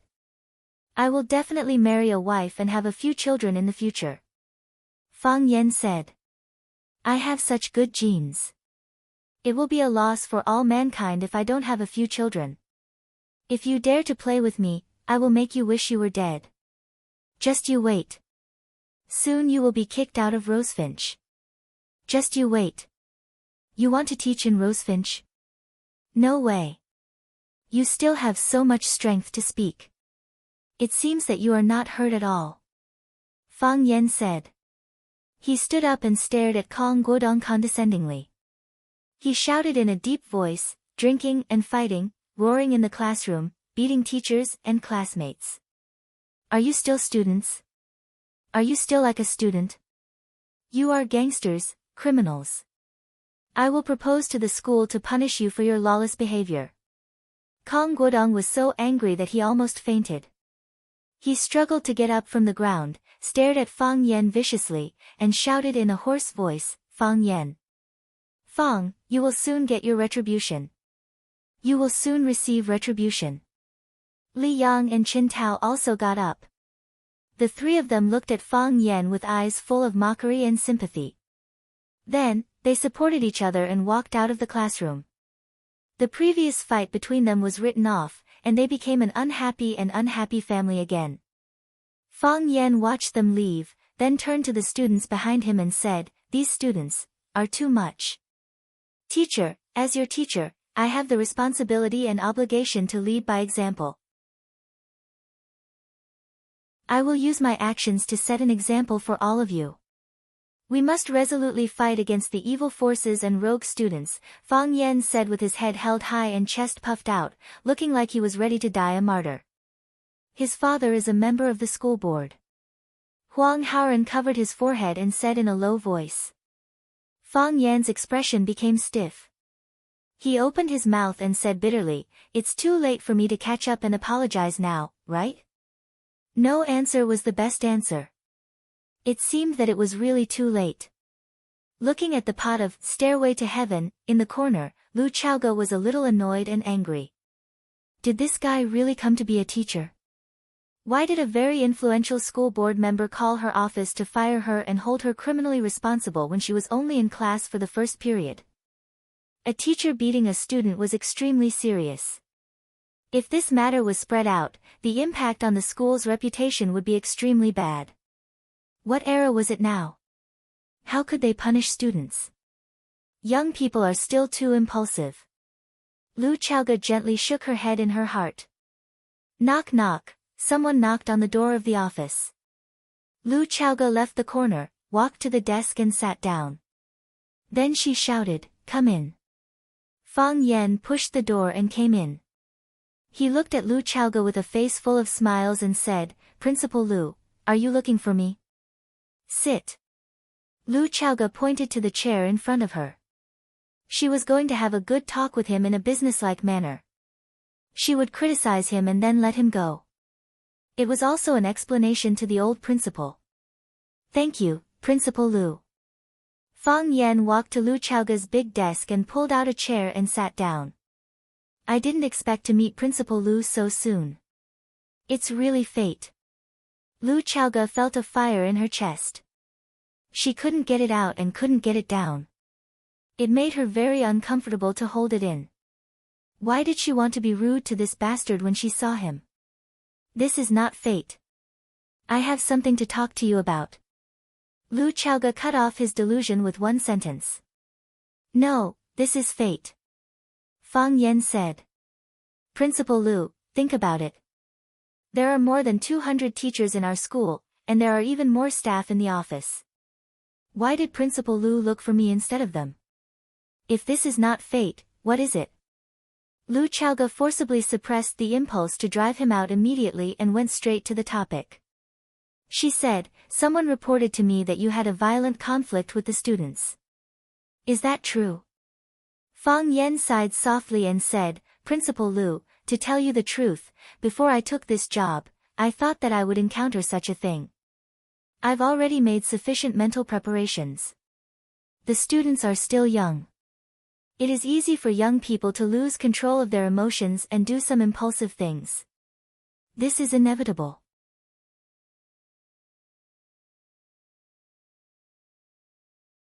Chapter 10. What? Fang Yan couldn't believe his ears. Keep pretending. Keep pretending. Lu Chaoge laughed coldly in her heart. She picked up the teacup in front of her and took a sip. She looked at Fang Yan's acting with great interest and said, Someone has complained that you beat up a student. Is this true? Something like that actually happened? Fang Yan looked heartbroken and couldn't accept it. How is that possible? I'm a teacher. How could I beat up my own student? That's the information I received.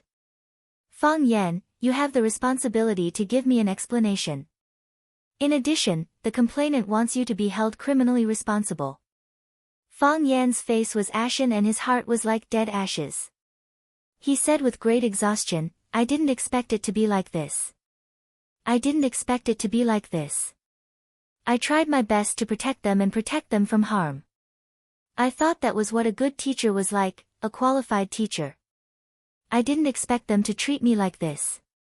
I'm very sad, but I feel even more pain. Why are students like this nowadays? Don't they have any sense of responsibility? Don't they know how to be grateful? What kind of behavior is this? This is Mr. Donghua and the wolf. I, the poor Mr. Donghua, encountered a bunch of ingrates. Teacher Fang Yan. Fang Yan, don't get agitated. Lu Chaoge tried to calm Fang Yan down.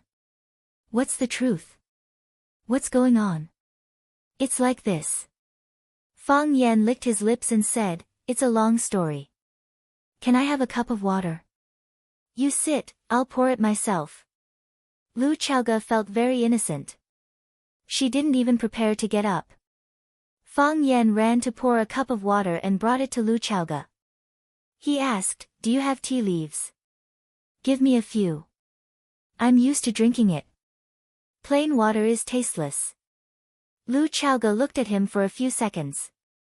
Then, she took out her tea can from the drawer and tossed it over. Fang Yan opened the canister and smelled it. He clicked his tongue in praise. Good tea. This year's newly produced Yuqian Longjing only had small sprouts, which were hard to find even with money. The one who stir-fried the tea is also an expert. It's neither burnt nor tender, just right. Lu Chaoge looked at Fang Yan in surprise. She thought to herself that he was an expert in tasting tea. Fang Yan picked up a few tea leaves and threw them into his disposable teacup. He returned the tea can to Lu Chaoge and asked, Where were we? Yes, the one who stir-fry the tea is an expert, it's neither burnt nor tender. Lu Chaoge tapped the table with her fingers and said, I didn't ask you to come here to have tea with you. Someone accused you of beating a student. You need to give me an explanation. Yes, yes. It's about this. Fang Yan said. You're making a horse out of a deer. I feel like I'm being wronged. Huh? This matter isn't about a teacher physically punishing a student, but a teacher being beaten by a student. Fang Yan glanced at Lu Chaoge arrogantly and coldly and said, You definitely can't believe it, right? Before today, I couldn't believe it either. Rosefinch Secondary is one of the best private high schools in Huaxia. I came here because of its reputation. I want to dedicate my youth and body to this famous school and to you. If we have children in the future. Pa, Lu Chaoge's face turned red. She slapped the table and shouted angrily, Who wants to have children with you? Don't misunderstand, Fang Yan said with a wave of his hand. I mean, if I have children in the future, you have children, and we all have children. I'll send my children to Rosefinch Secondary to study. As a parent, I want my children to receive the best education. However, Rosefinch Secondary is too disappointing. A student hitting a teacher is against human ethics. It's simply intolerable. Who hit you? Lu Chaoga's chest was heaving up and down violently. She knew that she was being teased by this guy, but there were no loopholes in his words. Even if she wanted to pursue the matter, there was no evidence that could be used against her. It would only make her more embarrassed. 3 students from Class 9, Zheng Guodong, Li Yang, and Chen Tao. The 3 of them skipped class to drink and barged into the classroom drunk. I told them to come in after they sobered up, and they started cursing. They said that when they were happy, they recognized me as their teacher, and when they were unhappy, I was a pile of sh*t. Am I sh*t? I'm not. I'm not sh*t, but they called me sh*t. That's cursing. Lu Chaoga was silent. The school director called and said that his son and 2 other students were being bullied by the new teacher, and that the teacher beat them up without saying a word. Now, his son was seriously injured and was receiving treatment at the school's infirmary. To make matters worse, Li Yang was the school director's son, and Chen Tao's father, Chen Dahai, was the math teacher and homeroom teacher of Class 9. If all 3 parties insisted that Fang Yan hit them, Fang Yan's side would be at a great disadvantage. What evidence do you have? Lu Chaoga asked. Evidence? What evidence do I have? Fang Yan said angrily. I'm the evidence, and so are the students who beat me up. The whole class is the evidence.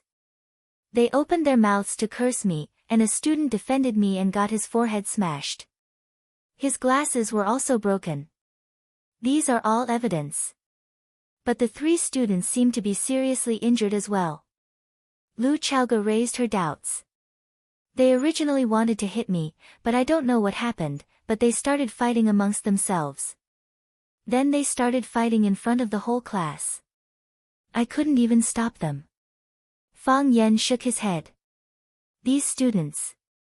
Why are they so uncultured? Lu Chaoga looked at Fang Yan and asked, do you know the identity of Zheng Guodong's father? Identity? What identity? Fang Yan asked doubtfully. In front of the teacher, they only have one identity, and that is the student's father. Do I have to be lenient just because his father is the principal, vice principal, or the school doctor? No, I can't do it. My conscience won't allow it, and my professional ethics won't allow it. Do you have such a thing as professional ethics? Lu Chaoga secretly thought in her heart. Fang Yan seemed to understand something and asked nervously, what is the identity of Zheng Guodong's father? Our school's school director, the biggest investor, Lu Chaoga said. Fang Yan puffed out his chest and said unyieldingly, no wonder Zheng Guodong is so arrogant and condescending. It's another real case of, my father is Li Gang. Comrades ruin friendships, young ladies ruin beauties, and unscrupulous fathers ruin children. Lu Chaoga looked at Fang Yan and asked, what are you going to do? I believe that Principal Lu will give me justice. I never doubted that, Fang Yan said. Lu Chaoga hated him in her heart. How can you push this kind of trivial matter to a woman like me? However, Lu Chaoga really couldn't get away. She was the vice principal in charge of the school's personnel, and whether Fang Yan stayed or left was mainly up to her. From Fang Yan's explanation, Lu Chaoga knew that he was in the right. Besides, she also knew what kind of person Principal Zheng's son was. The school's 3 playboys, this group was famous in Rosefinch Secondary. But now Principal Zheng's son was beaten. If she didn't give them an explanation, Principal Zheng would definitely not let it go. After thinking for a while, Lu Chaoga made up her mind and said, white is white, black is black. I will investigate this matter clearly, and whoever should bear the responsibility, will bear the responsibility. I knew it. Fang Yan was very happy. Know what? Rosefinch has a justice bow, impartial and incorruptible. What did you say? Lu Chaoga's face darkened. You're not as black as him, Fang Yan hurriedly explained. He's not as white as you. Chapter 11. Rosefinch Secondary. A small conference room that was rarely open to the public. Fang Yan must be fired, a middle-aged man with a flushed face said calmly. This kind of teacher is a disgrace to our Rosefinch Secondary. If the media knows that a teacher in Rosefinch Secondary punishes a student, it will be a heavy blow to our Rosefinch reputation. Which parent would be willing to send their child to our Vermilion Bird Middle School to study? If this matter isn't handled well, it will bring immeasurable damage to our school. The person who spoke was the director of Rosefinch Secondary, Zheng Tiancheng. He wasn't usually in charge of school affairs, but he had to be present when there were important decisions to be made. Firing a teacher who hadn't been officially promoted was a small matter to him. However, because this matter involved his son, he specially came to organize this meeting. Speaking of this, he raised his head and glanced at Lu Chaoge, who was sitting across from him. If it wasn't for this woman's insistence, if Lu Chaoge had settled the matter immediately after he made the phone call, he wouldn't have needed to go through so much trouble to organize this meeting. This woman was really arrogant. It seemed like he had to find an opportunity to pressure her. The Queen of Education of America seemed to have not fully adapted to the national conditions of Huaxia. I agree, a tall and thin middle-aged man wearing a pair of gold-rimmed glasses said. He was the school's director of education, Li Mingqiang, a hardcore follower of Zheng Tiancheng. Our school motto is unity, liveliness, diligence, and kindness. We have always been committed to improving the personal qualities of the students. However, we can't neglect the strict requirements of the teachers. If the upper beam is not straight, the lower beam will be crooked. If the leading teachers are all such low-quality people, how can we be so strict with our students? I suggest that this kind of violent teacher must be dealt with in a timely and accurate manner. Remove him from the teaching staff and report him to the police for criminal responsibility. This will serve as a warning to the rest and also serve as a warning to the teachers of Rosefinch Secondary. This kind of mistake should only be made once. It mustn't be made again. I also agree with Mr. Zheng and Director Li's proposal. This kind of thing must not be tolerated. Agreed. Lu Chaoge watched coldly as these people banded together to persecute a new teacher. She couldn't suppress the anger and sorrow in her heart. Lu Chaoge had already found out what had happened through her own channels. It was clearly their child who had made a mistake, so why was it the teacher who had been bullied who had to leave? What kind of world was this? Good people don't get rewarded, and bad people run rampant. I don't agree. Lu Chaoge suddenly stood up and said in a firm and unyielding manner. Teacher Fang Yan didn't do anything wrong, he shouldn't have been expelled by us. If we kick an innocent teacher out of the school, how can our school stand up? How are we going to answer to the 232 faculty members of Rosefinch Secondary? How are we going to explain this to the students who witnessed the whole thing? No one had expected Lu Chaoge's counterattack to be so fierce. This woman. Did she take the wrong medicine? Or could it be that she had some sort of intimate relationship with that teacher whose surname was Fang? Nothing wrong. He beat up his own student and sent him to the hospital. That's not wrong. Li Mingqiang sneered. Principal Lu, you really know how to tolerate your subordinates. That's because the students fought and got hurt. They also injured our classmate, Huang Haoren. Lu Chaoge argued. Nonsense. As far as we know, Zheng Guodong and Li Yang and Chen Tao have a close relationship. They even had lunch together before entering the classroom. How could they fight and get hurt? That's right. It must be Fang Yan who did it, but he pushed the responsibility to the students. This kind of irresponsible teacher must be removed from the teaching team. It's a disgrace to us. Then let's do a body check, Lu Chaoge said. What? Everyone looked at Lu Chaoge in confusion. How to do a body check? Lu Chaoge hesitated a little and said, since you're sure that it was teacher Fang Yan who did it, then there must be teacher Fang Yan's fingerprints on the injured students. We'll do a body check on the injured students. If there are really traces of teacher Fang Yan on them, teacher Fang Yan is willing to resign. To be honest, Lu Xiaoge didn't have much confidence in proposing this solution. He believed that Fang Yan didn't hit the students, but there must have been some physical contact during the collision, right? If they really found Fang Yan's fingerprints on the 3 students, would they really let Fang Yan resign? However, this solution was proposed by Fang Yan himself.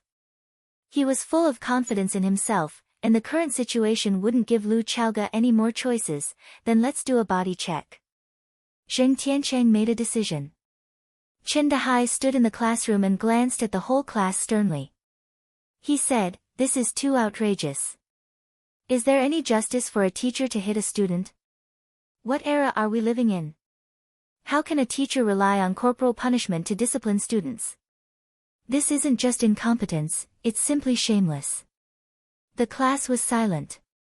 Everyone lowered their heads and didn't dare to look at Chen Dehai's eyes. Chen Dehai was very satisfied with his dignity. His voice was a little gentler. He said, "The new language teacher, Fang Yan, beat up 3 students, Zheng Guodong, Li Yang, and Chen Tao. The school already knows about it. They're having a meeting to discuss this matter. The school's decision is to fire Fang Yan and pursue his criminal responsibility." Hua, hearing that Fang Yan was going to be fired, there was some commotion in the class. Although it was Fang Yan's first day of class, he had already attracted many students with his erudition and humor. This was a very fun and approachable teacher. They didn't want to be separated from him. "Quiet!" Chen Dehai shouted. The students immediately went silent.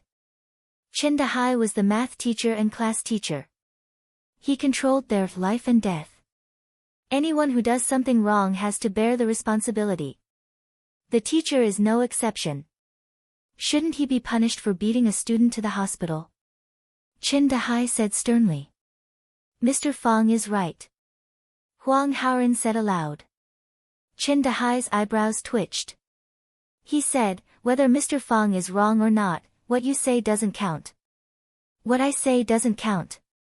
The school has the final say. The school has made a decision. No one can change it. I advise the students here to calm down. Know what to say and what not to say. We still have a long time to get along." Fang Yan left, but Chen Dehai was still there. Who dared to offend their class teacher for a teacher who was about to leave? "Does anyone have anything to add?" Chen Dehai asked. No one spoke. Everyone avoided looking at him. This class is self-study. Chen Dehai walked down the podium and walked toward the door. Huang Haoren, come out.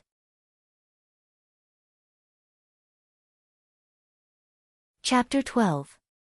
Huang Haoren's head hung low with a piece of white gauze on his forehead. After class, his classmates sent him to the school's infirmary. After an examination, his forehead was only slightly bruised. It wasn't a serious injury. Chen Dehai looked at the wound on Huang Haoren's head and asked with concern, "Huang Haoren, is your head okay?" "It's okay," Huang Haoren said in a low voice. "Sigh, Teacher Fang Yan is really too much. How could he be so careless? Nowadays, every family only has one child. They hold him in the palm of their hand, afraid to drop him, afraid to melt him in the mouth, afraid to bump into him. Yet, he just came today and beat someone up like this. It really hurts my heart to think about it. It wasn't Teacher Fang Yan who hit me," Huang Haoren said. Huang Haoren.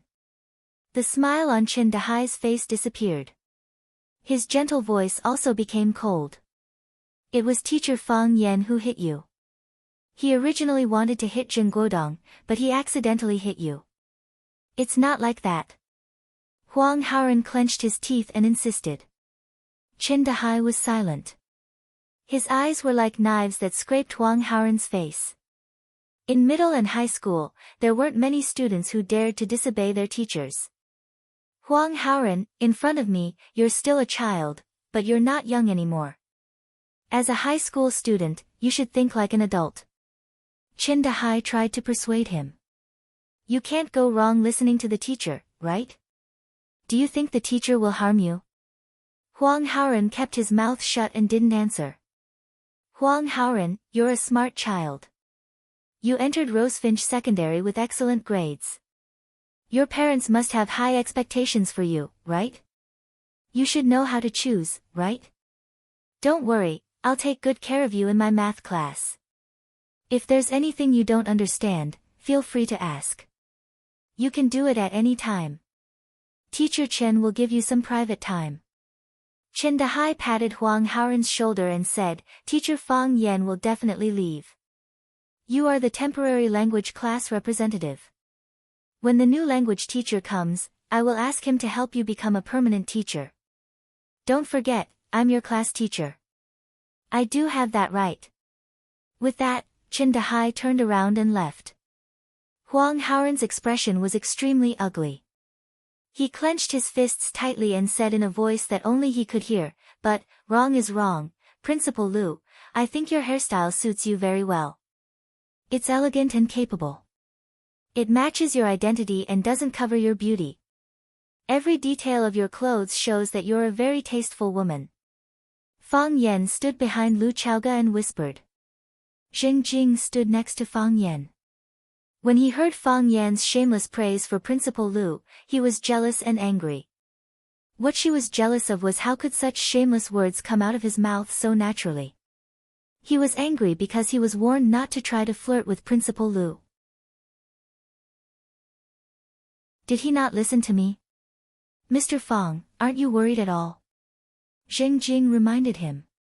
Thank you for your concern, Director Zheng. Fang Yan turned around and thanked Zheng Jing. A straight body is not afraid of a crooked shadow. I didn't hit anyone, so I'm not worried about my fingerprints on them. What if you touch them? Impossible. Fang Yan said. I'm not a casual man. I don't usually have physical contact with men. Fang Yan, I fought for you. Lu Chaoga said.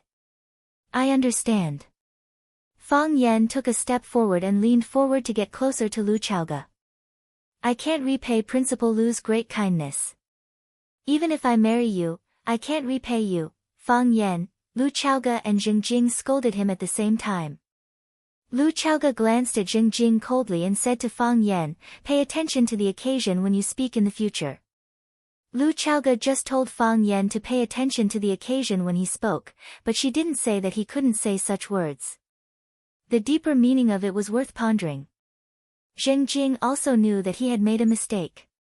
He smiled embarrassedly and didn't dare to say anything more. Too much involvement would only make Lu Chaoga dislike him. It was not conducive to completing the task given by that master. Okay, Principal Lu. I'll tell you in private. Fang Yan promised. If you're fired today, I won't cry or show off. I don't need anyone to know. Was this guy reciting lyrics? Clang, the door of the laboratory was opened from the inside.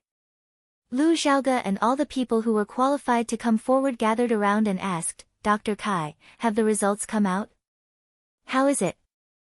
Dr. Kai signaled everyone to keep quiet and said, after scientific and rigorous tests and comparisons in our laboratory, the fingerprints collected from the patients were compared with the fingerprints of the target suspect. How is it? Everyone looked at him expectantly. It doesn't match at all, Dr. Kai said. None of them were successful. Li Mingqiang asked, unwilling to give up. None of them, Kai Mingqiang said. After careful analysis and research, we found that the fingerprints on the 3 patients were left by each other. That is to say, they attacked each other. Li Mingqiang wanted to kill someone. Who asked you to add this sentence? Who asked you to add this sentence? Give me the report, Lu Chaoga said. Dr. Kai handed the report to Lu Chaoga. Lu Chaoga took the report and read it. Then she raised the paper high and said to everyone present, now the truth is out. Can we remove the suspicion of teacher Fang Yan beating students? Li Mingqiang's face was livid. He said, this is only the first step of the investigation. We still need to ask the students of Class 9 about the specific situation. They were all on the scene and witnessed the incident. Besides, the teacher is also responsible for the students fighting in the classroom. If he can't handle such a thing well, can he still be a qualified teacher? Our Rosefinch Secondary is an elite school. We don't need such a mediocre teacher. I still suggest that we fire Fang Yan and hire a better person to be the language teacher of Class 9. Lu Chaoge was about to speak, but Fang Yan magically appeared in front of her. He looked at Li Mingxiang with a guilty face and said, Director Li is right. As a teacher, I am responsible for the students' fight. I suggest that we only record a major demerit on these 3 students. Don't fire them. It's my fault for not managing them well. I should bear the main responsibility. All the people present were dumbfounded. Li Mingxiang almost roared out. Who said they were fired? Who said they were fired? Chapter 13. Lu Chaoge understood and immediately said, skipping class to drink, making a scene in class, beating students, insulting teachers. The nature of these students' mistakes is very serious. Their existence will affect the reputation of Rosefinch Secondary and cause a very bad influence among the students. After a pause, she looked at Li Mingxiang and said, but, since Mr. Fang Yan took the initiative to intercede for these students and took the main responsibility. Director Li, I suggest that these 3 students should be punished with serious demerits. What do you think? Check again, maybe it's a misunderstanding. Li Mingxiang looked at Fang Yan with sharp eyes, as if he wanted to scan all the internal organs of this young language teacher. Mr. Fang Yan is still very responsible. He is also full of patience and tolerance for students. He is a very good teacher. We can rest assured that Class 9 will be handed over to Mr. Fang Yan. Li Mingxiang took the initiative to compromise. Li Mingxiang's attitude was not important, but he represented Jing Tiancheng behind him at this time. This attitude was very important. Lu Chaoge nodded and said, I'll ask someone again to investigate the matter clearly. I will handle this matter fairly and justly. I believe that Principal Lu can handle it well. Li Mingxiang coldly dropped a sentence and turned to walk out of the hospital. The truth was out. Seeing Li Mingxiang leave, the others also followed him. Lu Chaoge turned to look at Fang Yan and asked, How did you do it? Because I have walked through thousands of flowers, and not a single leaf touched my body, Fang Yan said. Mr. Fang Yan, I'm asking you a question very seriously. Principal Lu, I'm also answering your question very seriously, Fang Yan said. He really didn't lie. Tai Chi was originally about having a circle but not having a circle, having an extremity but not having an extremity. Using the force to fight without touching the body. There were some Tai Chi masters among the people who paid attention to not using their hands to fight. Using their hands was a disgrace. They didn't even need to use their hands to fight. Thinking about it, they felt that it was awesome and pretentious. Although Fang Yan couldn't beat the violent girl Yi Ro, it didn't take much effort to deal with these 3 drunk students who couldn't even stand steadily. Lu Chaoge just stared at Fang Yan without saying a word. She felt that she couldn't get a word from this guy. Even if she tried so hard to help him just now. Fang Yan knew that Lu Chaoge didn't believe him and said, Look into my eyes, look at me. Do you see my sincerity? I saw a lump of eye wax. Lu Chaoge was so angry that he turned around and left. Zheng Jing wanted to scold Fang Yan. But he knew it. Zheng Jing wanted to reprimand Fang Yan. However, when the words reached his mouth, he knew it was useless. He quickly chased after Lu Chaoge. Zheng Jing followed Lu Chaoge and said with a smile, It's not worth it to offend Director Zhang and Director Li for a new teacher. Zheng Jing followed behind Lu Chaoge and said with a smile, It's not worth it to offend Director Zhang and Director Li for a new teacher. Zheng Jing followed Lu Chaoge and said with a smile, It's not worth it to offend Director Zhang and Director Li for a new teacher. What is worth it and what is not? Lu Chaoge stopped and asked. I feel that it's not easy for Principal Lu to gain a foothold in the school. There's no need to rush into a head-on confrontation with them, Zheng Jing quickly explained. I don't think we should confront them head-on, Zheng Jing explained. They just want to protect their own children. Have they ever thought about what will happen to the other students if they succeed? I'll do what is right, and I won't do what is wrong. Lu Chaoga sneered. They just want to protect their children. Have they ever thought about what kind of influence they will have on other students if they succeed? They can't even tell right from wrong. How can we expect them to have good character and integrity in the future? The national conditions in Huaxia are different from those in the United States. The sun represents day and the moon represents night. Bamboos have joints, and trees have tendons. Black is black, and white is white. This is the same in any country. This is Rosefinch Secondary, and I'm the vice principal of Rosefinch Secondary. I want them to be the same, and he must be the same, Lu Chaoga said firmly. I can compromise on many things, but there are some things I'd rather bleed. Lu Chaoga walked away with her head held high, leaving behind an unyielding expression and a graceful silhouette. The sound of her high heels hitting the ground was like a blow to the soul. Zheng Jing stood rooted to the ground. After a long time, he exhaled. This is the first time I feel that her domineering attitude isn't so annoying. After some thought, he clenched his teeth and cursed, "It's all Fang Yan's fault. I'll teach you a lesson." Zheng Guodong, Li Yang, and Qin Tao stayed in the same ward. Their injuries weren't serious, but in order to frame Fang Yan, they changed their appearances. Li Yang's head was wrapped in white gauze, Qin Tao's left hand was in a cast, and Zheng Guodong's eyes were purplish red. Zheng Guodong wasn't pretending. His eyes were still burning from being punched by Qin Tao or Li Yang. That kid dared to offend us. We'll teach him a lesson, Qin Tao cursed. When we get out, I'm afraid we won't be able to find him. Li Yang laughed. When I came in, I called my dad.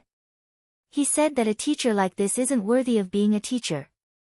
Since my dad said that, he can forget about staying in Rosefinch. My dad also said that he'll ask about this matter. Zheng Guodong was playing a game on his phone. With Uncle Zheng, that kid is dead meat. Li Yang and Qin Tao looked at each other and laughed. The kid you're talking about is me, right? Fang Yan stood at the door of the ward and looked at the three people on the bed with a smile. Li Yang and Qin Tao were shocked. Zheng Guodong wanted to jump up from the bed, but he didn't hold the phone firmly and it hit his eye, causing him to scream in pain. Why are you here? Li Yang asked warily. This bastard is a bit strange, as if he knows magic. They originally wanted to beat him up, but they didn't expect that the three of them would be in the hospital. Why is he here now? Is it because he knows that I'm going to be expelled from school, so before leaving, he sneaked in and beat the three of us up? Thinking of this possibility, Li Yang was even more afraid. He shouted outside, "Doctor, doctor! Nurse! Someone come, why can't I be here?" Fang Yan felt that the other person asked a very stupid question. I'm your teacher, and you're my students. My students are injured and hospitalized. What's wrong with me coming to see them? He pointed at Li Yang and said, "Stop shouting. It's useless even if you scream your throat out. I'm your teacher, not a criminal who wants to molest you. What's there to be afraid of? Besides, your faces are natural tools to protect you from perverts. You're safe." Zheng Guodong, Li Yang, and Qin Tao looked at each other and felt insulted. Fang Yan pulled a chair and sat beside Zheng Guodong. He asked with concern, "Are you okay?" "No. I'm fine," replied Zheng Guodong.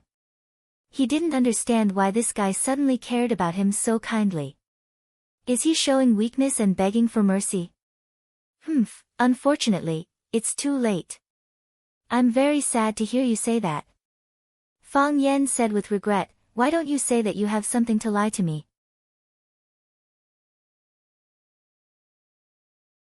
Chapter 14. I'm sad to hear you say that. Why don't you say that you lied to me? Zheng Guodong felt a sweetness in his throat and had the urge to vomit blood on the spot. He wanted to call him a B*TCH and was worried that all the B*cheese in the world would protest. You didn't leave? Zheng Guodong asked angrily. Father clearly said that he would come forward to solve this matter. Why did this B** starred still swagger into their ward? You mean leave Rosefinch? I wanted to leave, but the school leaders thought that I was knowledgeable and patient with students. It's too difficult to find a good teacher like me now. I think what they said makes sense. It's hard to refuse their kindness, so I decided to stay and dedicate my youth and body to this school. Youth? Body? Zheng Guodong and the other two understood one thing. They would have to deal with him often in the future. Don't worry, don't be afraid. Fang Yan waved his hand generously and gestured for everyone to sit down. He said, I'm not the kind of man who holds grudges. Anyway, I've never suffered losses before. In terms of age, I'm your elder. In terms of status, I'm your teacher. What's wrong with letting me take advantage of you? Suffering losses is a blessing. If you suffer more when you're young, you'll be able to enjoy life like me in the future. As long as we can maintain this normal and healthy relationship, I believe that we'll live happily in the future. What do you think? Impossible.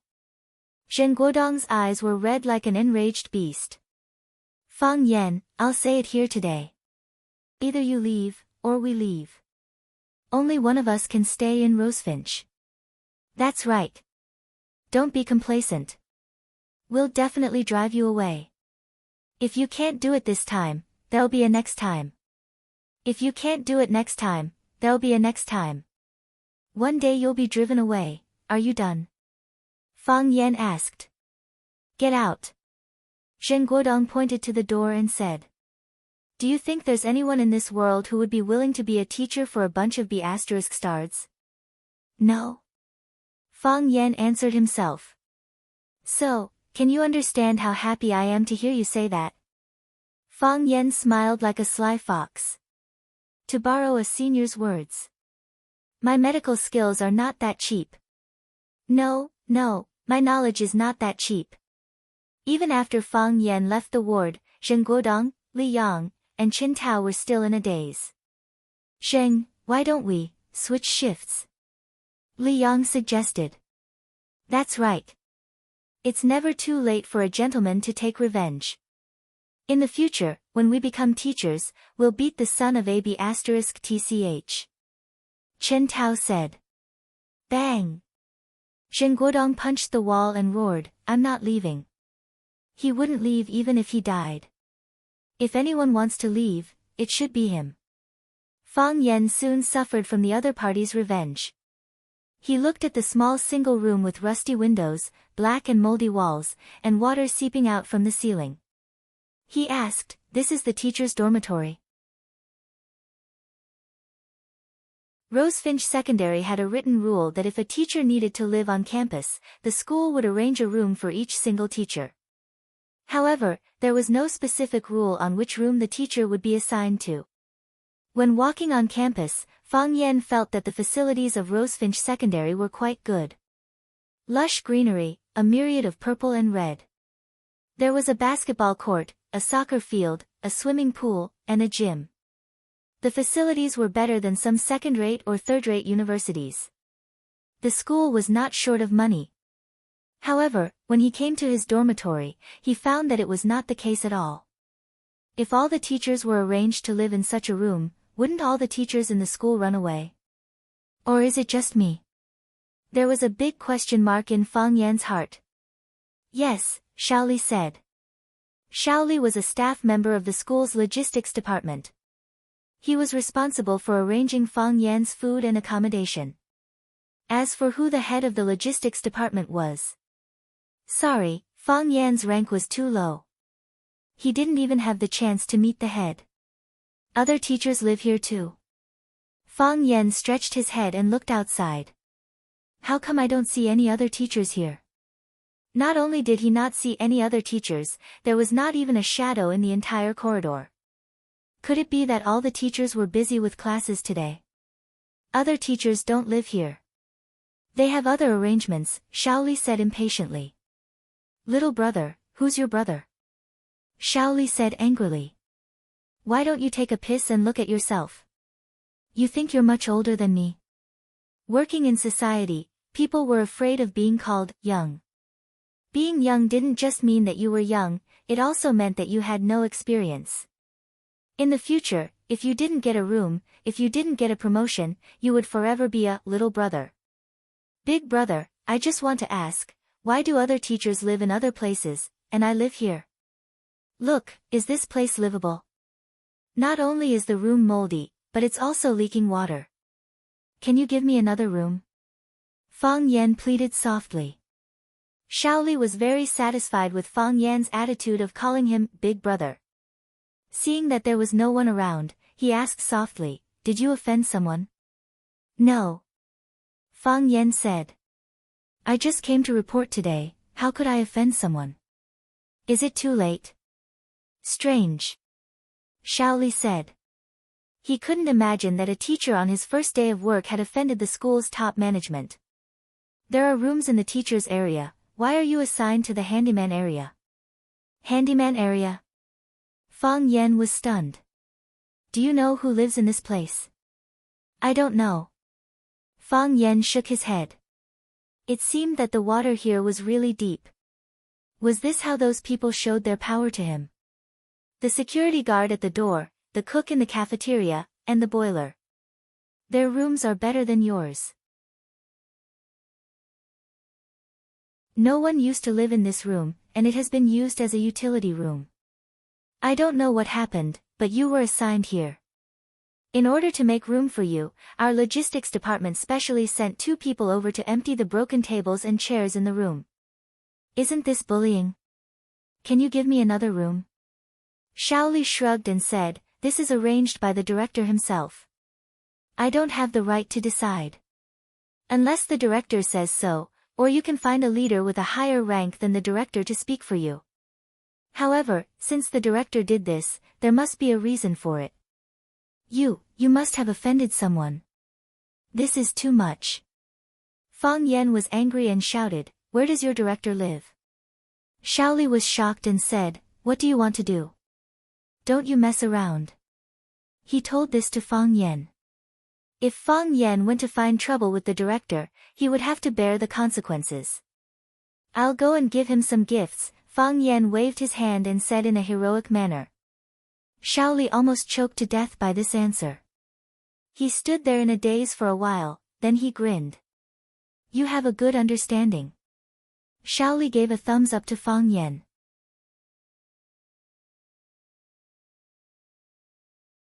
Chapter 15. As a teacher of the people with integrity, Fang Yan would never give gifts to the leaders. Besides, even if he wanted to, he didn't have the money. When he ran away from home, he took some cash from the drawer. He didn't dare to take bank cards or credit cards with him, and he didn't dare to use them. With the power of the Fang family and the Yi family, if he dared to withdraw money from a bank card in this city, a large army would come to kill him the next day. After that, they would kill him. He could imagine the anger of Yi Ro and his father when he ran away from home during the annual contest. "Forget it. I'm not happy today. I'd better not think about these desperate things." It was not necessary to ask the director for help. Since he dared to do this, he must have been instructed by the higher-ups. If I go to him, I will only humiliate myself. Is Fang Yan stupid? That's a stupid question. It's possible to ask a leader with a higher rank than the director for help. However, the old principal retired and didn't care about school affairs. He just came here today, and the only leader he knew was Lu Chaoga. Should I ask her for help? Fang Yan shook his head. Men are born to solve problems. How can a woman help them with everything? Fang Yan decided to solve this problem by himself. The way to solve this problem is... Damn it, I don't live on campus anymore. If they don't let me sleep here, I have my own place to sleep. What an unyielding man. Fang Yan would rather suffer losses than bow to the forces of evil. He was so touched by his own actions that he almost couldn't breathe. Fang Yan had a place to live. After he ran away from home, he rented a house in Huacheng. 500 yuan a month, 1 for 2, that's 1,500 yuan. He didn't have much money left in his pocket. For the first time in his life, he encountered a survival crisis. That was also the reason why Fang Yan wanted a room on campus. If the school approved it, he would talk to the landlady and see if he could get a refund for the rent. Originally, Fang Yan wanted to bargain or negotiate with the landlady. However, the landlady's words made him give up the idea. My daughter has to pay tuition. Tractor Village. This was the urban village of Huacheng, and it was also the place where Fang Yan rented the house. In Huacheng, an international metropolis, there were people who drove colorful luxury cars, and there were people who lived in mansions that overlooked the mountains and the sea. There were countless luxury stores and feasts from different countries that cost tens of thousands of yuan. However, most of them were from the ant tribe who were tired and had dark circles under their eyes from working overtime. They took the subway and took the bus back to their rented house to reunite with their wives and children. It was only at this moment that they would smile without any scruples. In this small, cozy house, they were heaven. Fang Yan was not this kind of person in the past, but now he had joined their army. Fang Yan returned to the courtyard. The landlord's sister Li was washing vegetables in the courtyard and preparing to cook. Xiao Fang, you're back. The landlord's sister Li greeted Fang Yan warmly. I'm back, Fang Yan replied with a smile. Have you found a job? I've found it. So fast. Sister Li straightened her thick waist. Not bad, Xiao Fang. You found a job so quickly. The current employment situation is grim, and it's not easy for a new graduate to find a job. Think about it, without any work experience, which company would dare to hire you? The company can't afford to hire useless people. I'm luckier. Fang Yan smiled modestly. Yes, you're luckier. You've only just arrived, and you've already found a job today. In the past, there was a university student who rented my house, but he couldn't find a job for half a year. After half a year, he bought a bus ticket to go back to his hometown. I had to get the money from my family. The sister-in-law continued to wash the vegetables. Oh, what job are you looking for? A language teacher at Rosefinch Secondary. As Fang Yan spoke, he had already opened the door to his room. Rosefinch Secondary is a good school, and it's very famous. The sister-in-law praised. Her voice suddenly rose, and she asked in surprise, What? You're a teacher at Rosefinch Secondary? Yes. Fang Yan turned around and looked at her. Are you okay? Sister Li looked at Fang Yan from head to toe with a strange gaze, and asked again, Are you really a teacher at Rosefinch Secondary? Yes. Fang Yan understood what she was thinking. It was still because he was too young, which made people think that it was impossible for him to become a high school teacher. You're not lying. Fang Yan smiled bitterly and said, Sister Li, why would I lie to you about this? Amazing. Sister Li praised again and again, but her eyes were shining. That's amazing. Mr. Fang, go back to your room and rest for a while. You're not allowed to eat outside today. I'll cook a few more dishes. When your Uncle Jiang comes back, you two can have a few drinks. Sister Li, you don't have to be so polite. Fang Yan said. Wasn't this treatment too fast? Not only did the address change, but he was also treating her to a meal. No need to be polite. You can rent my house, this is also fate between our two families. In the past, when other tenants came over, I would also treat them to a meal. That's settled. I'll go prepare now. If you're hungry, I have bread at home. I'm not hungry. I'm not hungry yet. Fang Yan quickly said. Okay. Then wait for a while. I'll call Mr. Fang to eat later. Sister Li said. He opened the door and pressed the light. The room was suddenly brightened. There was a bed and a desk in the small room of less than 30 square meters. There was also a small bathroom in the room. The conditions were simple and crude, which couldn't be compared to his home. However, Fang Yan felt comfortable and satisfied. He had been sleeping soundly for the past few nights. He didn't even have a dream. Here, he didn't have any pressure. He could breathe the air freely. Fang Yan had originally planned to take a shower and settle his dinner outside. However, since Auntie Li had invited him, his dinner was already settled.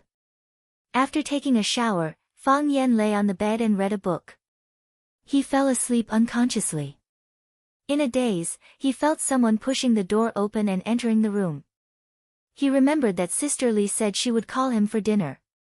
He thought that he would pretend to get up when Sister Li called him for the second time. If he jumped up when she called him, it would make people think that he had been waiting for dinner. How embarrassing would that be? To his surprise, Auntie Li did not call for help. Instead, she approached him step by step. Huh? What does Sister Li want to do? Fang Yan was a little nervous. He was more nervous than when he met Yiro. No, he was as nervous as when he met Yiro. Could it be that Sister Li found me handsome and aroused her evil thoughts? So she wants to touch me when I am asleep. No, I can't let her succeed. Fang Yan made up his mind. His innocence couldn't be ruined by a fat waist. She reached out. Fang Yan felt that she reached out to him. He couldn't bear it anymore. He didn't have to bear it anymore. Fang Yan suddenly sat up on the bed as if he had just had a nightmare. Bang! Fang Yan's head bumped with another person's head. Ouch! It was a young girl's voice that moaned and screamed. What's going on? It's not Auntie Li. Fang Yan thought it was a little strange. Fang Yan's heart was filled with guilt when she saw the face of the girl who was covering her head and glaring at her. I just wanted to touch you, didn't I? Why don't you be generous and let me touch you? What's the big deal? Are you all right? Fang Yan asked with concern. The girl was very hot-tempered. She pointed at Fang Yan and shouted, How dare you touch the butcher's daughter? Do you believe that my father will chop you to death?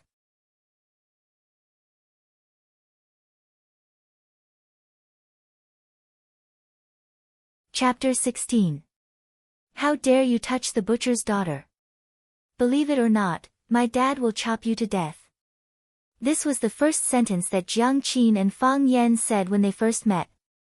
Many years later, the two still laughed when they thought of this scene. Jiang Qin knew that the cottage in the yard was rented to someone else, but these days she left early and came back late, so she didn't see Fang Yan at all. When she just came back from school, her mother said to her sneakily, Honey, do you know who we rented the house to? Who? A person. That's not an ordinary person. Is it a Superman? Damn child, what are you talking about? Let me tell you, the young man who rented our cottage is a language teacher at Rosefinch Secondary. Jiang Qin pursed her lips and said, Isn't it just a teacher? What's so great about it? Why can't you understand? Li Guiying was anxious and poked her forehead with her finger. Didn't your teacher teach you to get close to the water tower first? Jiang Qin's eyes widened and said, No way. Mom, you want me to hook up with a teacher? Hook up? Screw you. Li Guiying raised the spatula and hit her head, scaring her into stepping back. Think about it. If we hire a teacher from Rosefinch Secondary to tutor you every day, you can also get into Rosefinch High next year, right? The Prime Minister's son is with the Prime Minister every day, but it doesn't mean he can be the Prime Minister, right? Jiang Qin retorted. I'm not going to find someone to tutor me. The school tutors us every day, and we can't even finish our homework. No, you have to listen to me on this. Li Guiying decided everything. Honey, you're already in the 3rd year of middle school. In another year, you'll be taking the high school entrance exam. This is the final sprint stage of the year. I don't need to say how precious time is, right? If you can't get into a good high school, how can you get into a good university? If you can't get into a good university, how can you get into a good job? Look at the life of college graduates. They can't even eat hot food, they eat instant noodles all day. That's because they're stupid. Don't tell me they don't know how to soak instant noodles and eat it. You little girl, do you believe that I won't hit you with a spatula? Li Guiying was really annoyed by her daughter, who had been spoiled since she was a child. She said, "Anyway, I've already talked to Mr. Fong and invited him to tutor you in Chinese. You don't have a good foundation in Chinese, so this is a good opportunity. Do you know how important a point is during the college entrance examination?" She neatly put the dish on the plate and said, "I'll make another seafood soup. You go and invite Mr. Fong to dinner. Go by yourself. Are you going or not? If you don't go, you'll lose your allowance this month." "I'll go, all right." After the above conversation between the mother and daughter, Jiang Qin was sent to call Mr. Fong for dinner. The door was unlatched, and light shone from inside. She gave the door a gentle push and it opened. Then, she saw Fang Yan, who was sleeping on the bed. "Oh my God, it can't be." Jiang Qin's eyes widened. "This teacher is too young, isn't he? Impossible, absolutely impossible. How can such a person become a high school teacher? Liar, he must be a liar, specializing in deceiving my mother, an uneducated and ignorant old woman in the city." Jiang Qin secretly labeled Fang Yan as a very unfriendly person in her heart. Of course, her understanding of her mother was even more maddening. She took out her cell phone from her pocket and prepared to take a photo of Fang Yan. Tomorrow, she would ask someone if there was such a teacher at Rosefinch Secondary. "If there isn't, hee, my dad's butcher knife is not for show." Her cell phone's pixel was not good, and the photo taken from afar was too blurry. Therefore, she decided to walk closer. When Fang Yan suddenly jumped up, it really gave her a big fright. To make matters worse, she was taking the photo with her body bent down. Due to the shock, she lost her balance and leaned forward. Their heads collided fiercely. She only felt that there were golden flowers in her eyes, and the fire in her heart was rising. Her whole body was like a small stove that was about to burn. "I didn't touch you," Fang Yan hurriedly explained. If Sister Li and her butcher husband misunderstood, it would be a big problem. "This is not touching," Jiang Qin said, pointing to her forehead. "It's all red." Only then did Fang Yan feel relieved. This touching was not that touching. When she said touching, it was just touching. When he said touching, it was harassment. "I didn't touch." Fang Yan thought about it and said, "I didn't touch on purpose. Look, my forehead is also red. If you are red, you deserve it. If I am red, you have to pay for it. This is too unreasonable, isn't it? This is my room. You didn't even knock on the door to enter my room. This is my room. I'm only renting it to you temporarily. Also, I knocked on the door. You didn't hear me." Fang Yan knew that the girl was lying. If someone knocked on the door, with his sensitivity, how could he not hear it? "I asked you to pay for it. Did you hear me?" The girl's voice was clear but domineering. "Pay for what?" Jiang Qin thought about it and had an idea. He said, "You are not allowed to tutor me." "What?" Fang Yan was confused. "You are so stupid." Jiang Qin rolled his eyes and said, "Didn't you promise my mother to tutor me in Chinese? When we eat later, you can say that you are busy with work and may not have time to tutor me. Refuse this job for me. Understood?" Fang Yan nodded and said, "I will refuse it." "That's great." Jiang Qin waved his fist happily. "Great."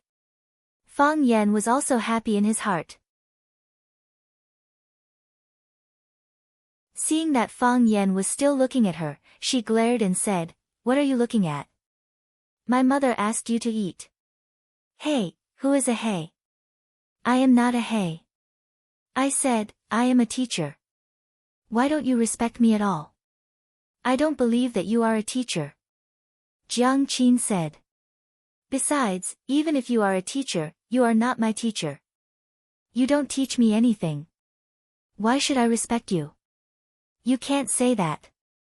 Being a teacher is a great profession and a glorious team. I am not your teacher, but I am the teacher of other students. I'm the same as tens of thousands of teachers. We all contribute selflessly to the students. You should respect me and every student's teacher. Fang Yan tried his best to persuade her. Jiang Qin thought about it and said, "You mean that other people's teachers are also my teachers?" "Yes." Fang Yan nodded. "If you have a daughter in the future, will you give her money to spend?" "Yes." Fang Yan said. "What kind of question was that?" "I am not your daughter, but someone else's daughter. As a father, you should pity all the daughters in the world."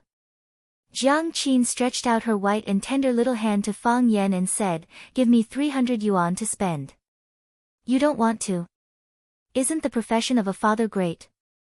Isn't it a glorious team?" Jiang Qin looked at Fang Yan with disdain and pressed him step by step. "Don't provoke me." Fang Yan was angry. "What if I provoke you?" "I have no money to give you even if you provoke me." Fang Yan jumped up from the bed and quickly walked toward the door. "Hurry up and eat. We can't let the elders wait for too long." Jiang Qin giggled behind him and shouted to Fang Yan, "Hypocritical guy."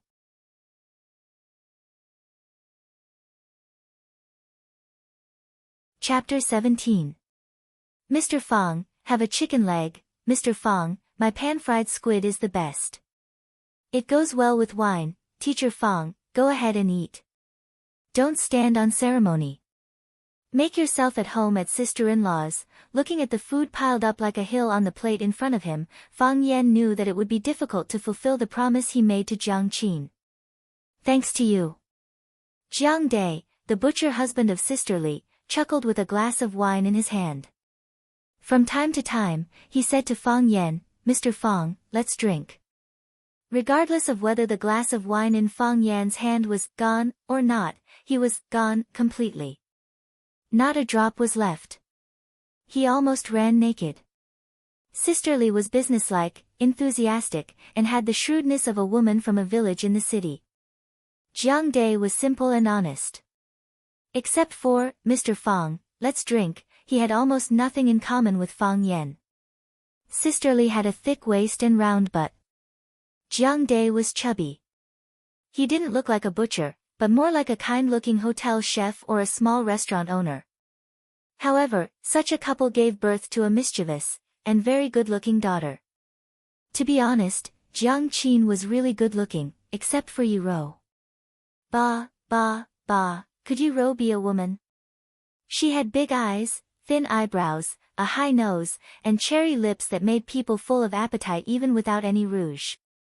She had delicate skin, an innocent expression, and long black hair that fluttered freely. She sat in front of her parents and ate seriously, just like a little princess from a village in the city. Every cute girl was a little princess in their family. The little girl's eyebrows were not fully grown yet, but there was a kind of charm in them. The charm was still subtle, but as she grew older, it was really hard to know what kind of enchanting and soul-stirring beauty she would blossom into. "Mr. Fang, have a piece of beef." "Pineapple beef, is that how you people in the north cook it?" As Sister Li spoke, she made some more contributions to the food hill in front of Fang Yan, making it look even taller and steeper. "Yes." Fang Yan nodded. "Mr. Fang, are the students of Rosefinch Secondary easy to teach?" Sister Li asked casually. "It's okay. I just went there." Fang Yan knew that the main topic was coming.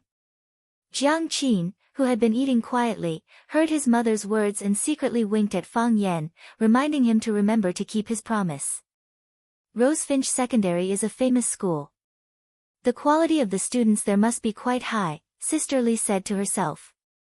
"Unlike our dearest, Kiss. Mom."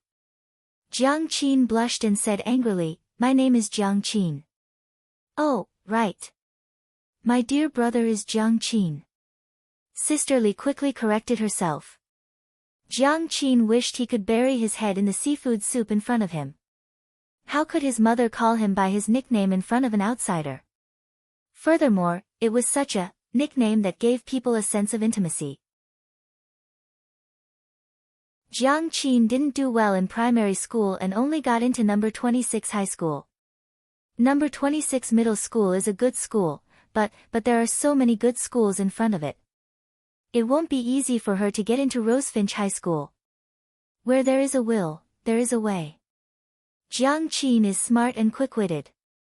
He can definitely get into Rosefinch Secondary, Fang Yan refused tactfully. The hidden meaning in Fang Yan's words was that his daughter was very smart. She could get into Rosefinch Secondary even without tutoring. If he does well, he might get into a better high school than Rosefinch Secondary. Jiang Qin's lips curled up into a seductive smile. He was satisfied with Fang Yan's answer. Why was it average? Because this guy was too vicious. Smart and quick-witted could definitely get into Rosefinch Secondary. Every year, there were many top students who failed in the high school entrance exam. If he couldn't get into Rosefinch Secondary, would it mean that he wasn't smart and quick-witted enough? Mr. Fang, you also think our dear sister is smart? Sister Li said happily. I'm not bragging. Our dear sister has been smart since she was young. She speaks earlier than other children of the same age and walks faster than other children. She could speak English when she was 3 and recite Tang poems when she was 5. By Ji something. That's so long that she could recite it all. That's amazing. Fang Yan followed up with a compliment. I'm not as good as her. Jiang Qin could even be my teacher. Pfft, Jiang Qin laughed out loud. Wasn't this reason a little too fake? She knocked on the plate with her chopsticks and said, Mom, are you done? In your eyes, I'm the Wenxiu star who descended to earth, right? Sister Li smiled embarrassedly and said, I'm speaking the truth. She picked up some vegetables for Fang Yan and said, Mr. Fang, although it's our first time sitting at the same table to eat, you know Sister Li's personality. She's straightforward and says whatever she wants to say. I don't treat you as an outsider, so don't treat me like an outsider. It's like this. Jiang Qin is already in the 3rd year of middle school. It's the most important year before the high school entrance exam. Huacheng is a city with a strong education system. With her current results, it'll be dangerous for her to get into a key high school. Sister Li chuckled and looked very embarrassed. Isn't Mr. Fang a language teacher at Rosefinch Secondary? You must have a lot of knowledge. I want to ask you to tutor our son in language to add another layer of insurance for his high school entrance exam. Mr. Fang, do you think that's okay? Fang Yan glanced at Jiang Qin. The little girl was secretly shaking her finger at her. Don't agree. Sister Li, it's not that I don't want to agree, but there are a lot of things to do at school. I can't go to work on time. I'm afraid that if I come back too late, it'll delay Jiang Qin's studies. Isn't that not worth it? Fang Yan said awkwardly. No, it won't. I won't. Auntie Li quickly tried to persuade her. How would it delay his studies? If you come back, tutor him for a while. If you don't come back, let him study on his own. How would it delay him? Besides, you have to eat, right? In the future, you can eat at Sister Li's place when you come back at night. Isn't it just an extra pair of chopsticks? Sister Li will make whatever you want to eat. Our old Jiang is a butcher. I don't dare to say anything else, but there's no shortage of pig head meat, pig intestines, pig ribs, and so on. How can that be? Fang Yan was a little tempted. If he ate here for dinner, he could save a lot of money. At least, he wouldn't have to worry about financial problems before he got his first month's salary. As for the future, he could just say that he was busy with work and push it off. Sister Li's cooking was still very delicious. Yes. Yes. Mr. Fang, just promise me, okay? Every parent wants their child to be good. I don't want her to be a dragon or a phoenix. She has to get into a good high school, a good university, and have a job that can feed her in the future, right? Fang Yan thought for a long time and said, Sister Li, I don't want you to feed me, nor do I want Jiang Qin to repay me in the future. I just want what you said.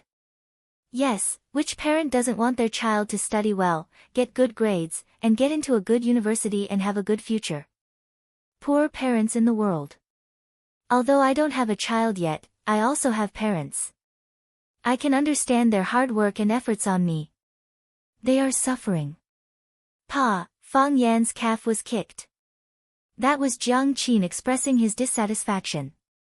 Fang Yan pointed to Jiang Qin and said, I'm afraid that Jiang Qin won't be willing.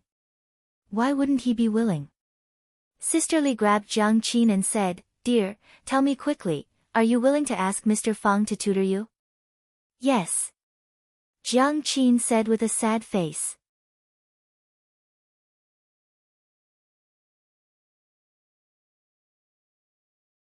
Fang Yan turned around and saw Jiang Qin's delicate and flawless face behind him.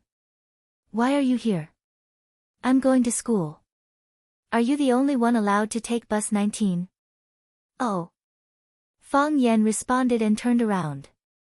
Jiang Qin poked Fang Yan's back with her finger and said with a smile, Mr. Fang, are you really a Tai Chi expert?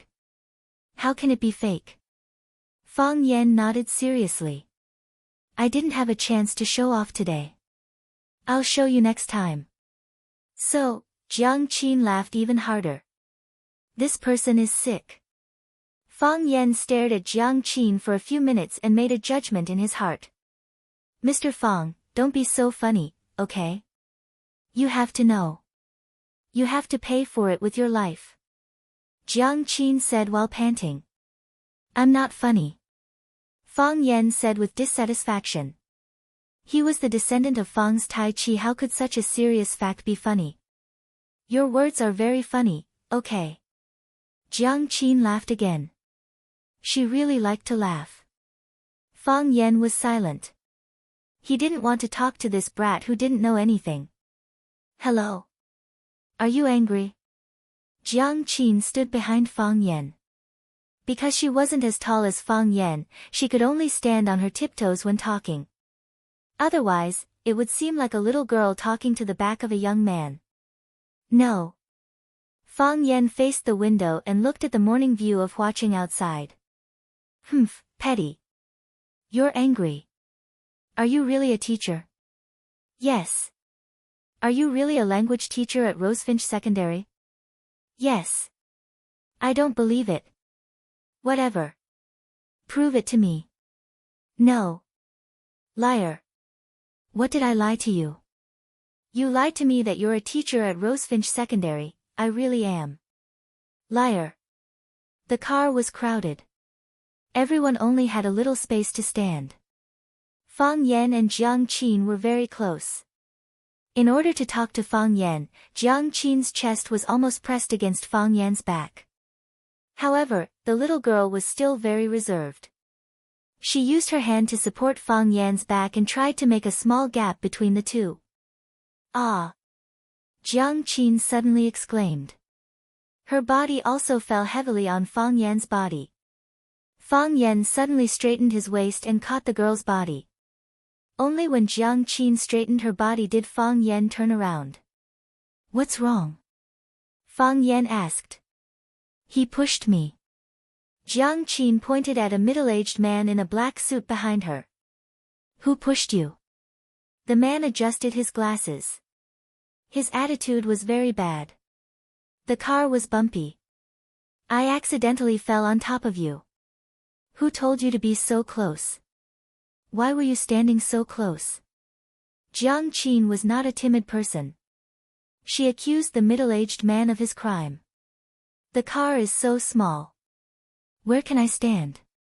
Afraid of being squeezed? If you're afraid of being squeezed, take a taxi. You. Jiang Qin was speechless.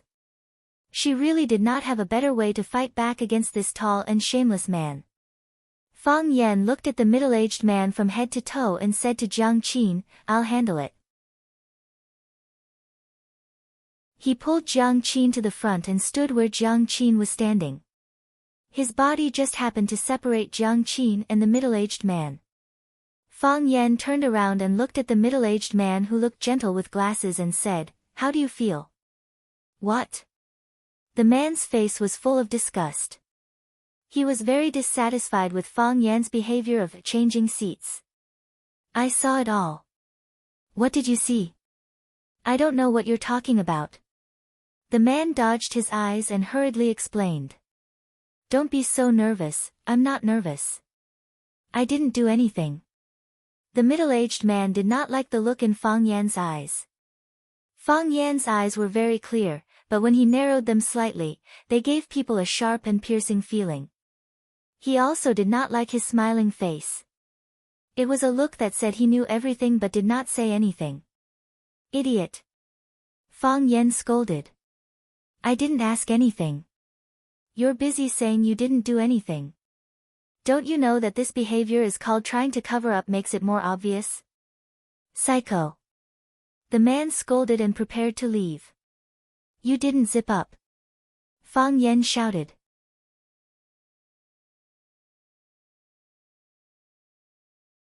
Chapter 19. Your zipper isn't closed. Hearing Fang Yan's shout, the people around all cast their eyes on the glasses man.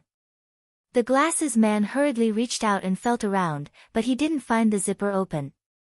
I have already zipped it. The glasses man roared angrily. What do you mean you have already zipped it? You just unzipped it.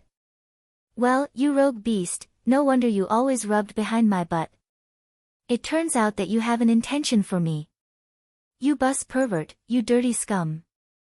I didn't. The glasses man's neck was red, and he stared at Fang Yan fiercely. I just like the youthful and attractive atmosphere of a girl. What's wrong with that? Ho Xiaopeng thought with grievance. Ho Xiaopeng had this hobby, so he liked to squeeze in the bus every day when he went to work, even if he could drive a private car. After getting on the bus, he looked for prey in the bus. Today's luck was good. As soon as he got on the bus, he saw the handsome Jiang Qin, like a small white flower swaying quietly in the dark mountains. He quickly moved and soon stood behind Jiang Qin. However, before he had time to do anything, the girl's body suddenly fell forward. He was really wronged. Are you still denying it? Are you still a human? You don't even let a man go. You compensate me for my mental loss, you compensate me for my physical loss, you compensate me for my new pants. Fang Yan stepped forward and grabbed Ho Xiaopeng's collar. He looked sad and angry as if he had just been molested. If you don't compensate me, I will follow you to your company and let your company leader judge me. Everyone was shocked. Oh my God, that man actually likes men. A boy in a student uniform shouted. It's disgusting, how can there be such a person? A young office woman exclaimed. He was standing behind me just now. Is he also interested in my butt? I will kill him. A bald man roared angrily.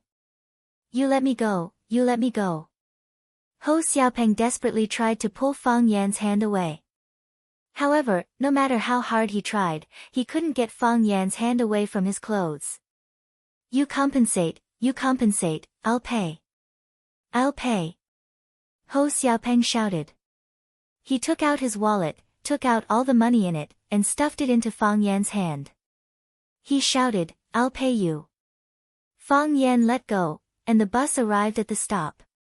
Ho Xiaopeng jumped out of the bus and fled. It could be believed that he would never dare to take the bus again in his life. You dare to bully the butcher's daughter? You're courting death. Fang Yan stroked a handful of bills, feeling very proud. You're so annoying. Jiang Qin blushed. You're annoying. At this moment, Jiang Qin felt that Fang Yan was not as annoying as he thought. In order to prevent others from looking at him strangely, he deliberately switched places with him. In order to seek justice for herself, she didn't hesitate to accuse the bus pervert of molesting a man. She truly lived up to the saying of helping others discuss themselves in private customization. He's still very loyal, huh? I'm saying this for you. Fang Yan said. The bus loudspeaker announced that they had arrived at number 26 middle school. Jiang Qin looked at Fang Yan with her big watery eyes and said, come back early tonight. What? Tutor me. the girl said with a crisp voice, carrying her school bag quickly got off the bus. Her ponytail swayed lightly, like a cheerful movement. Her slim figure quickly blended into the crowd of students on the roadside, forming a mighty blue army. When Fang Yan walked into the classroom, the bell rang. Class 9 suddenly boiled up. Mr. Fang, you didn't leave. That's great. Mr. Fang, we like you. Mr. Fang, you're not here to say goodbye to us, are you? Looking at the concerned smiling faces below the stage, Fang Yan's heart was getting warmer and warmer. Who said that a mouse spoils a pot of soup? At least, except for the 3 mice, the other students were still very good, and the pot of soup was still delicious. Fang Yan waved his hand, signaling everyone to be quiet. I'm not leaving. Fang Yan said.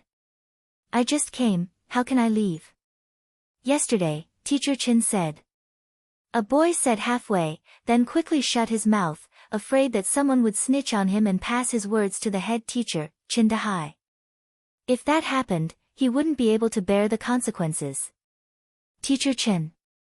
Fang Yan thought for a moment, it should be Chin Tao's father, Chin Dahai. He was the head teacher of this class, it seemed that he would have to deal with him often in the future. As a smart person, he should try his best to have a good relationship with him. Teacher Chen's son is a hooligan, but it doesn't mean that Teacher Chen is also a hooligan. We should all have confidence in Teacher Chen. Teacher Chen isn't a bad person, it's just that his good isn't obvious. After getting to know him for a long time, you will understand. Fang Yan said with a smile. It's not necessarily the father's responsibility to not teach his son. Teacher Chen is usually busy with work and taking care of you, neglecting his own son's education. So, in the future, I will help him teach his son well. The students could hear the killing intent hidden in Teacher Fang Yan's words. He wanted to help Teacher Chen teach his son well, but how? Fang Yan looked around, he didn't see Zheng Guodong, Chen Tao, and Li Yang coming to class. Obviously, they still couldn't accept the fact that they didn't kick him out. However, they would definitely be able to think it through. Even if they couldn't, they could change classes. To be honest, no teacher would be willing to teach this kind of hooligan student, no matter how majestic, noble, and elegant this student thought he was.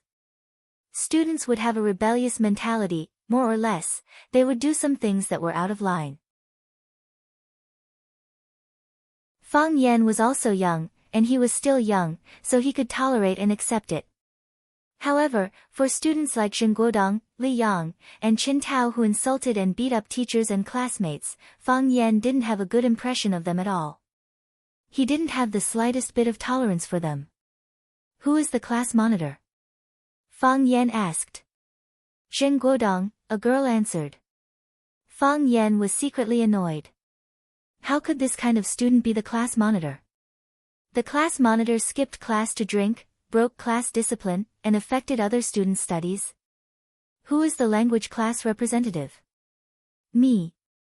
Huang Haoren stood up. Temporary. N. Note down that Zheng Guodong, Chen Tao, and Li Yang skipped class. They have leave slips. A tall boy in the back row stood up and trotted to put 3 slips of paper on the podium. Fang Yan glanced at them. The 3 slips of paper were written in the same color with a cylindrical pen and the same font. Teacher, I want to ask for leave, please approve. Students Zheng Guodong, Li Yang, and Chen Tao. Act first and report later. Fang Yan walked down the podium and said to a girl sitting in the front row, lend me your pen. The girl quickly handed over the pen in her hand. Fang Yan pulled out the pen holder and wrote on the 3 slips of paper, no approval. Then he threw the 3 leave slips to the tall boy and said, they either come to class or skip class. The tall boy held the 3 leave slips as if he was holding a burning flame.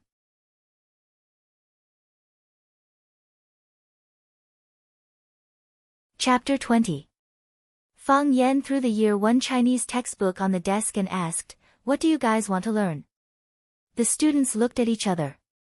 How could he choose this kind of thing? Don't you have to learn whatever your teacher teaches you? Fang Yan understood what they were thinking and said with a smile, "How about this, each of you find an article in the textbook that you like the most. We'll study the one that is mentioned the most today. Teacher, I like Farewell to Cambridge Again. I like Spring in Spring Garden. Jing Ku assassinates Emperor Qin. This is so domineering." Fang Yan signaled for everyone to be quiet and said, "Many people like Farewell to Cambridge Again. Let's learn Su Jima's well-known poem today. Since we're going to learn Farewell Cambridge Again, let's go to Cambridge first to get the feeling." "Sir, Cambridge is in England." Everyone laughed. Wasn't this teacher a little too nonsensical? Dozens of people came to Cambridge just to study a text. So everyone knows that Cambridge is from Cambridge University. This proves that everyone has a certain understanding of this article. Fang Yan was very satisfied with the students' reaction. "Although we don't have Cambridge Bridge, we have Sparrow Bridge." The Sparrow Bridge was a bridge within the campus of Rosefinch Secondary. It was built on the Sparrow River and connected both sides of the river. Every time classes ended in the afternoon, Sparrow Bridge would be packed with people. There were also some young couples who liked to be lovey-dovey on the bridge, so many people liked to change the name of the Sparrow Bridge to the Magpie Bridge. The autumn wind was blowing, and the sun was shining warmly. The willow tree drooped, rippling gently. Occasionally, a fish would jump out of the water, drawing a beautiful arc on the surface of the water before quickly falling back into the shallow water again. The lotus flowers had long since withered, and the lotus leaves had also turned yellow and tattered. During school hours, the Sparrow River was serene and quiet, and there was an air of loneliness about it. The students stood on the Sparrow Bridge, feeling both happy and amazed. "Teacher, why did you bring us here?" "Come to class," Fang Yan said. "Today, we will stand on Sparrow Bridge and learn the poem, Farewell to Cambridge Again." "Don't tease me, teacher." "How do I learn it?" "That's right, there's no table or chair, and there's no way to take notes." "We don't need to take notes," Fang Yan said with a smile. "I want you to memorize it." Huang Haoren was the representative of the Chinese class. When he heard the commotion, he shouted, "Everyone, be quiet. It's class time now. Since Mr. Fang brought us out, he must have his reasons. Don't you have any confidence in Mr. Fang?" On the first day they met, he was defeated by Fang Yan. However, Huang Haoren did not bear a grudge against Fang Yan. Instead, he became his loyal supporter. Moreover, after the incident, Lu Chaoge sent someone to call Huang Haoren to her office to ask about the conflict between Fang Yan, Zheng Guodong, Li Yang, and Chen Tao. Huang Haoren was not threatened or tempted by Zheng Guodong. Instead, he calmly explained the situation and expressed his and the other students' dissatisfaction with Zheng Guodong and the other two. This was also the reason why Lu Chaoge knew that Fang Yan had been wronged and stood up for him during the meeting. Fang Yan was not surprised by the change in Huang Haoren's attitude. Who did not pursue idols and heroes? "I am beautiful and strong." This was Fang Yan's view of himself. Perhaps it was biased, but he firmly believed so. Fang Yan scanned the surroundings and said, "Everyone, wait." Then, he quickly ran toward the other side of the bridge. 10 minutes passed, and Fang Yan was nowhere to be seen. Instead, an ebony boat was cruising leisurely on the surface of the Sparrow River. "It's Baldy," a student shouted. Baldy was the school's security guard. Because his hair was sparse and there were only a few strands, the students simply ignored the few strands of hair that he treasured and called him Baldy. As time passed, Baldy's name became more and more famous. He could only let it be. The security guard was in charge of patrolling and fishing. Because there was a Sparrow River in Rosefinch Secondary, and the students liked to play by the river or on the Sparrow Bridge, their belongings often fell into the river. Although the river was not deep and did not pose any danger to the students, they could not be allowed to dive into the water to fish for their belongings. Every time this happened, Baldy would paddle the second-hand wooden boat that the school had purchased from outside. He would use a hook or personally dive into the water to pick up the belongings that the students had dropped. It was class time now, and there were no signs of people around. No one should have dropped anything. Why was Baldy paddling the boat? As the wooden boat approached, everyone realized that the person standing beside Baldy was their language teacher, Fang Yan. Gently, I leave, just as gently as I came. A clear and melodious voice suddenly rang out in the middle of the Sparrow River. The students' gazes were immediately drawn over. It's Teacher Fang Yan. Teacher Fang Yan is reciting Farewell to Cambridge Bridge again. Wow, so stylish, I waved gently, bidding farewell to the rosy clouds in the western sky. Fang Yan waved toward the west. His posture was elegant and affectionate. The golden willow by the river is a bride in the setting sun. The beautiful silhouette in the rippling light ripples in my heart. All the students' gazes turned to the willow trees by the Sparrow River. This was the first time they realized that the ordinary willow trees that they had ignored in the past were actually so alluring, beautiful, and beautiful.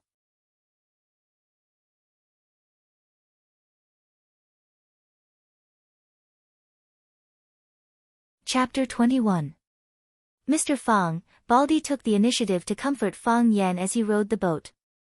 Young people shouldn't be discouraged easily. Back in the day, I wanted to be a musician too. But you ended up becoming the school's security guard? Fang Yan turned to look at Baldy and asked, What are you trying to say?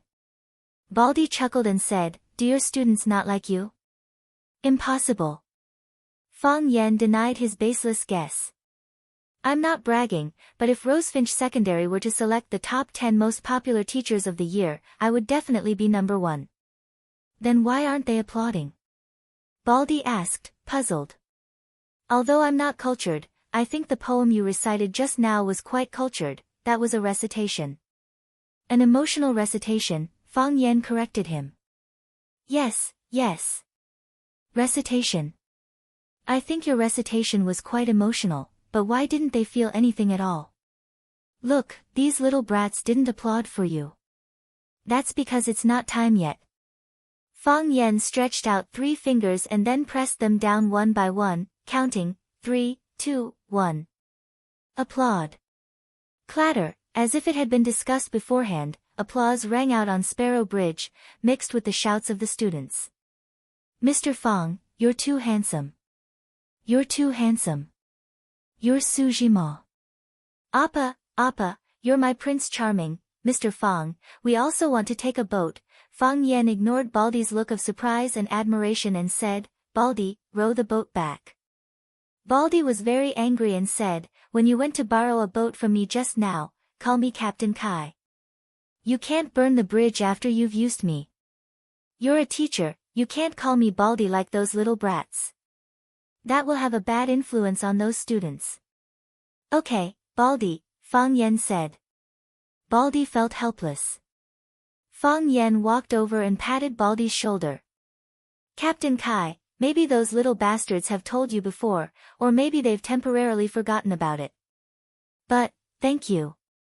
Every student who graduates from Rosefinch Secondary will have a memory of Baldy paddling a long pole in the Sparrow River. You're inconspicuous now, but in the future, in their memories, your bald head will shine with a golden light. Baldy rubbed his eyes and said with reddened eyes, Everything about Sparrow River is great, but there are a lot of bugs. Mr. Fang, you can just call me Baldy. I love to hear it. Alright, Baldy. Fang Yan put his arm around Baldy's shoulders and laughed out loud. The boat stopped by the shore. Fang Yan waved to the students on the bridge and shouted, Everyone, come here. Thus, the students surrounded him with a loud boom. Mr. Fang, why did you ask for a boat? Baldy, did you drink today? Mr. Fang, don't tell me you want me to go on a boat and learn poetry. I want you to go on a boat and learn poetry, Fang Yan said with a smile. He could clearly feel that the students in the class were looking at him differently, especially some of the female students. What do you want? I'm a teacher, okay? We're not of the same social class. Don't tell me you want to woo me. Seeking dreams? Paddling a long pole to where the grass is greener. How can you paddle a long pole without a boat? What is a poem? It's only when it's expressed with emotion. Only by sitting on a boat will you be able to understand the romance and deep feelings expressed in this poem. Clap, the students spontaneously applauded. Thus, such a scene happened on Sparrow River today. The wooden boat moved slowly on Sparrow River. One after another, students in Rosefinch Secondary's uniforms stood at the bow of the ebony boat with their heads held high and their chests puffed out. They held books in their hands and recited loudly, seeking dreams, paddling a long pole to where the grass is greener. In the process of reciting, they would do all sorts of strange actions that they created themselves. For example, when they recited, "Softly I leave, just as softly I come," they would blow a farewell kiss to the students on the shore. For example, when they recited, "The golden willow by the riverside is the bride in the setting sun," they would reveal an intoxicated expression to the girls in the class. This was a poetic recitation, a reenactment of the scene, and a creative expression. After a student finished reciting, Baldy dutifully sent him to the shore. Then, another student eagerly jumped onto the bow of the boat. The students had already formed a long queue, and they proceeded in an orderly manner according to the order of their student numbers.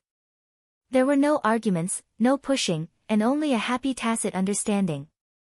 Dang dang dang, the electronic bell of the school rang. Ah! The students cried out in surprise. Why is the class ending so soon? That's right, it's not my turn yet, what should we do? I don't want to end class. When Fang Yan heard the commotion behind him, he waved his hand to signal for everyone to quiet down. He smiled and said, "Doesn't everyone want to go back?" "No," the students replied in unison. "Do you still want to continue your classes on Sparrow River?" "Yes," the students shouted loudly. Some of them also shouted with grievance, "Teacher, it's not our turn yet. We've waited for so long. Wouldn't it be too unfair for us to go back like this?" Fang Yan nodded to show that he understood everyone's thoughts. He said, "Then let's continue. The next class is still Chinese. Have you forgotten?" "Yay!" the students cheered, and some of the more active students even jumped in joy. However, the end of class brought some negative effects to Fang Yan's class. There were too many onlookers. The originally quiet and desolate Sparrow River was now crowded with people. Many students in school uniforms rushed over in groups of 2s or 3s. They pointed at the ebony boat on Sparrow River, and they were very curious about this new teaching method. In Rosefinch Secondary, or rather, in the entire world of Huaxia High School, there was no teacher who would use this method to teach students. Farewell to Cambridge again. Bang bang. Someone knocked on the office door. Lu Chaoga covered the financial aid proposal for needy students in her hands and shouted, "Come in." The plump Zheng Jing jogged in. First, he eagerly filled Lu Chaoga's teacup with hot water. Then, he said with a smile, "Principal Lu, something strange happened in the school." "What strange thing?" Lu Chaoga asked expressionlessly. Although she knew that Zheng Jing was the lackey and informant that person had arranged to be by her side, she really needed such a lackey and informant in the school. He was the first to report to her many interpersonal relationships and the latest interesting news that happened in the school. Zheng Jing handled this area very well. There were no mediocre people in this world. It was just that you didn't know your place. That new teacher. Fang Yan, Zheng Jing said with a chuckle. He brought the students of Class 9 to Sparrow Bridge. He got Baldy to row the boat with the students on Sparrow River. Lu Chaoga stood up abruptly. This bastard. What was he trying to do? Didn't he know that Zheng Tiancheng's people were watching him like a hungry tiger? Lu Chaoga felt that she had done something stupid. Why did she keep this person who didn't look like a good person? Was it because he helped her improve the stairway to heaven? Lu Chaoga was in a bad mood. She felt that ever since Fang Yan came, her work had become more challenging. Why did he do that? Lu Chaoga asked. Seeing that Lu Chaoga was suppressing her anger, Zheng Jing began to add fuel to the fire. He said, "I asked around. He said that he brought the students to learn something called, Farewell to Cambridge again. Is there such a teaching method?" Just to learn a poem, he brought the students to risk their lives on Sparrow River. What if something happened to the students? Who would be responsible for it? Teacher Fang Yan is still too young. He doesn't use his brain when doing things.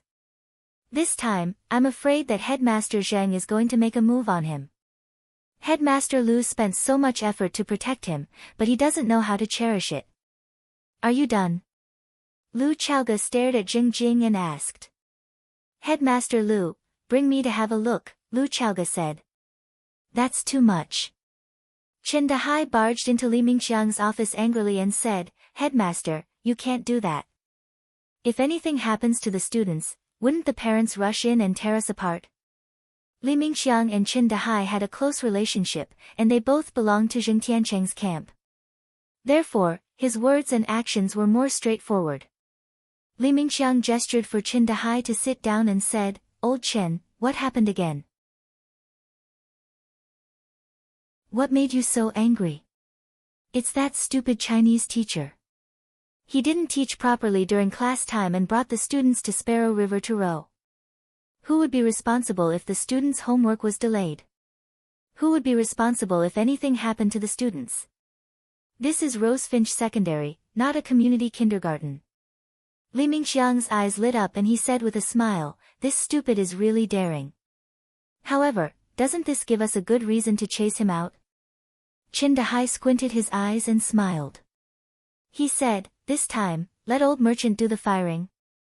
Old Merchant is the leader of the first year's Chinese team.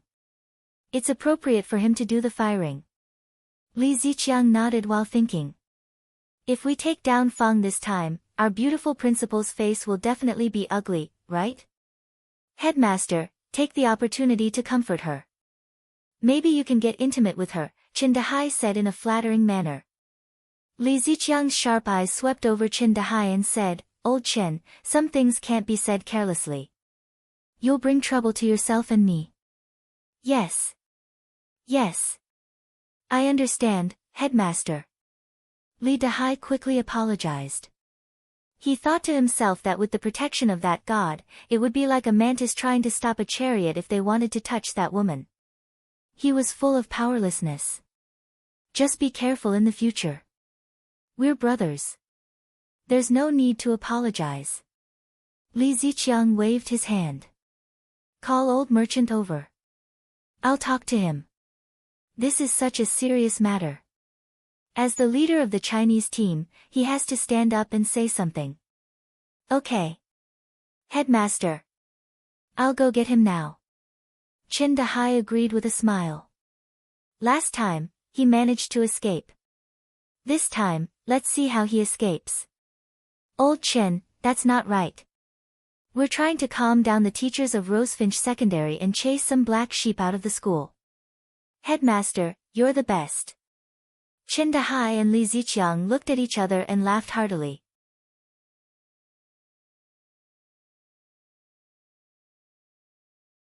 Chapter 22.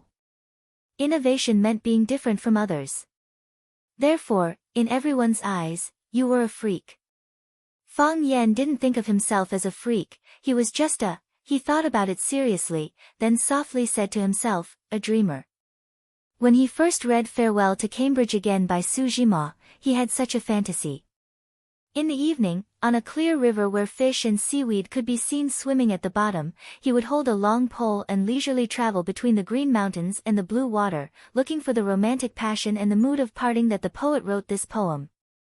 Or perhaps, he would enjoy this special leisurely and contented mood. He hadn't had the chance to experience this before. Now, he wanted his students to have no regrets. Some students didn't even have such a fantasy. But as a teacher, he not only had to impart knowledge, but he also had to understand how to open the mind. Wasn't that what teachers were supposed to do? Students were very sensitive to new things. This could be seen from the increasing number of students gathering on both sides of Sparrow River. Hey, how romantic! You must have a deeper understanding of the poem this way, right? Exactly. Why didn't our language teacher think of such a good idea? Grandstanding, this is the new language teacher from class 9 trying to attract attention. As Lu Chaoge watched the students recite their poems at Sparrow River, she listened to the discussions of the students around her.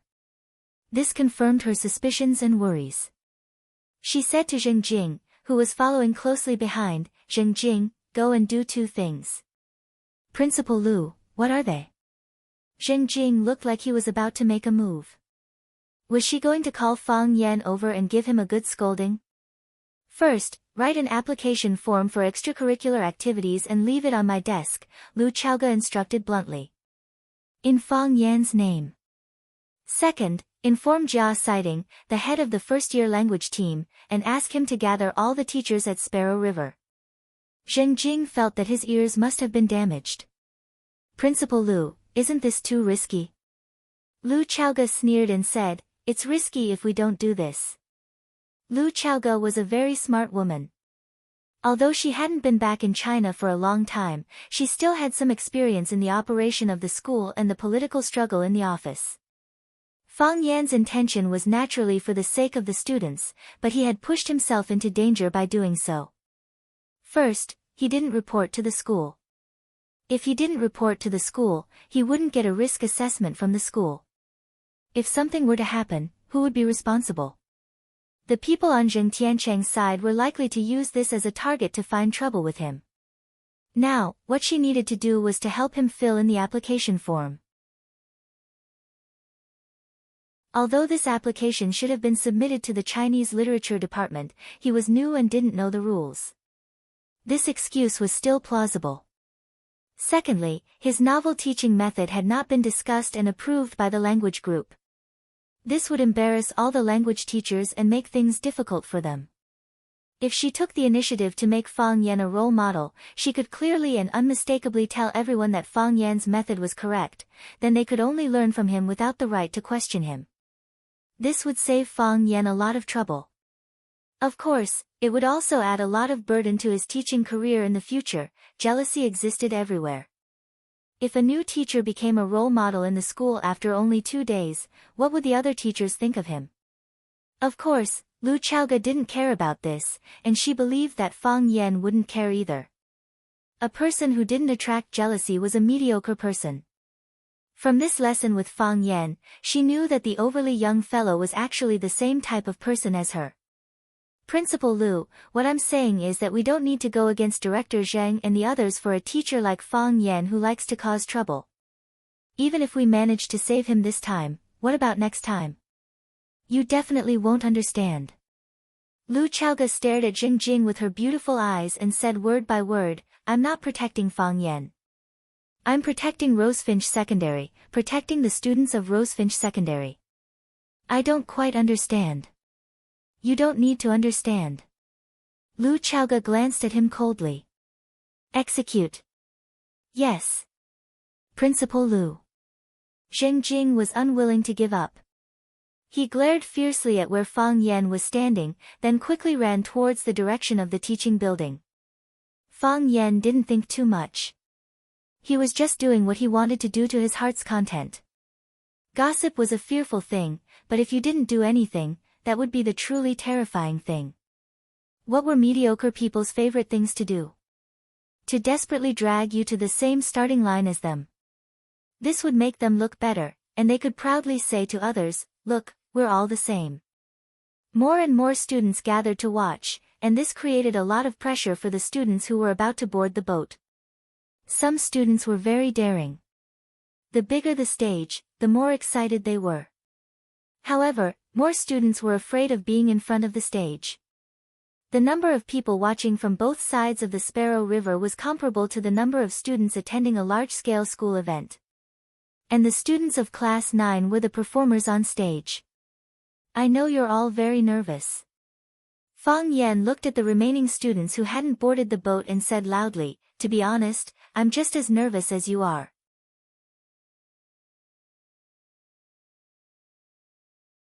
They also thought of fighting with Fang Yan to the end, but Chen Tao's words woke them up.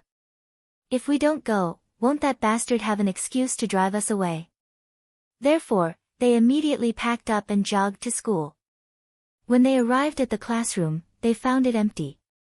After asking the students in the next class, they found out that the teacher had brought all the students to Sparrow River for class. Although they didn't understand why they were having class here, they could only jog over to join the group. They ignored Fang Yan, and Fang Yan also didn't take the initiative to talk to them. He only whispered to Huang Haoran, who was standing beside him, that Zhen Guodong, Li Yang, and Qin Tao were absent for a period without reason. "I'll write it down," Huang Haoran said cooperatively. The class continued, and the recitation continued. The students who boarded the boat later didn't get stage fright because there were too many onlookers. Instead, they used all their strength and put in more effort. The recitation became more and more emotional, and the performance became more and more exquisite. The tall boy called Zhao Lei performed so well that even Fang Yan praised him, and was the first to stand up and applaud him. When the bell rang, most of the onlookers on the riverbank dispersed, but there was still a group of spectators who stayed on the riverbank.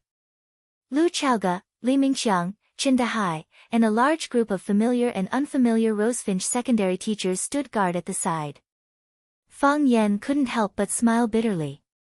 He knew things would get out of hand. The last to board the boat was a girl. Fang Yan patted her shoulder and said with a smile, "I'll give everyone a perfect ending." The girl pushed up her little red glasses and said, "Mr. Fang, I'll definitely work hard and won't let you down, it's up to you." The girl boarded the boat, and Baldy rowed it toward the center of the river. Softly I leave, softly I come. Softly I wave my hand. Plop. The girl was so focused on reciting that she didn't notice that the boat under her feet slipped. She didn't tell everyone in advance and fell into the Sparrow River. "Mr. Fang, a student fell into the water." Baldy shouted toward the riverbank. "Save them." Fang Yan shouted anxiously. He jumped into the river with a plop and rowed toward the center of the Sparrow River with all his might.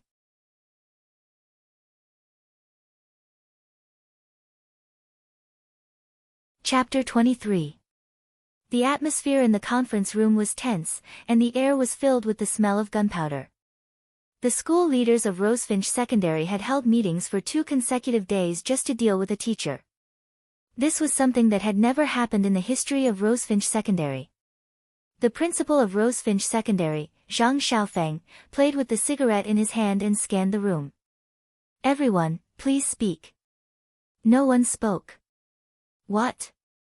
No one wants to speak?" Zhang Xiaofeng grinned. "Clamoring for a meeting, but now that everyone is here, no one is willing to speak. What's going on?" Lu Chaoge sat up straight, but she was drawing on her notebook with a pencil.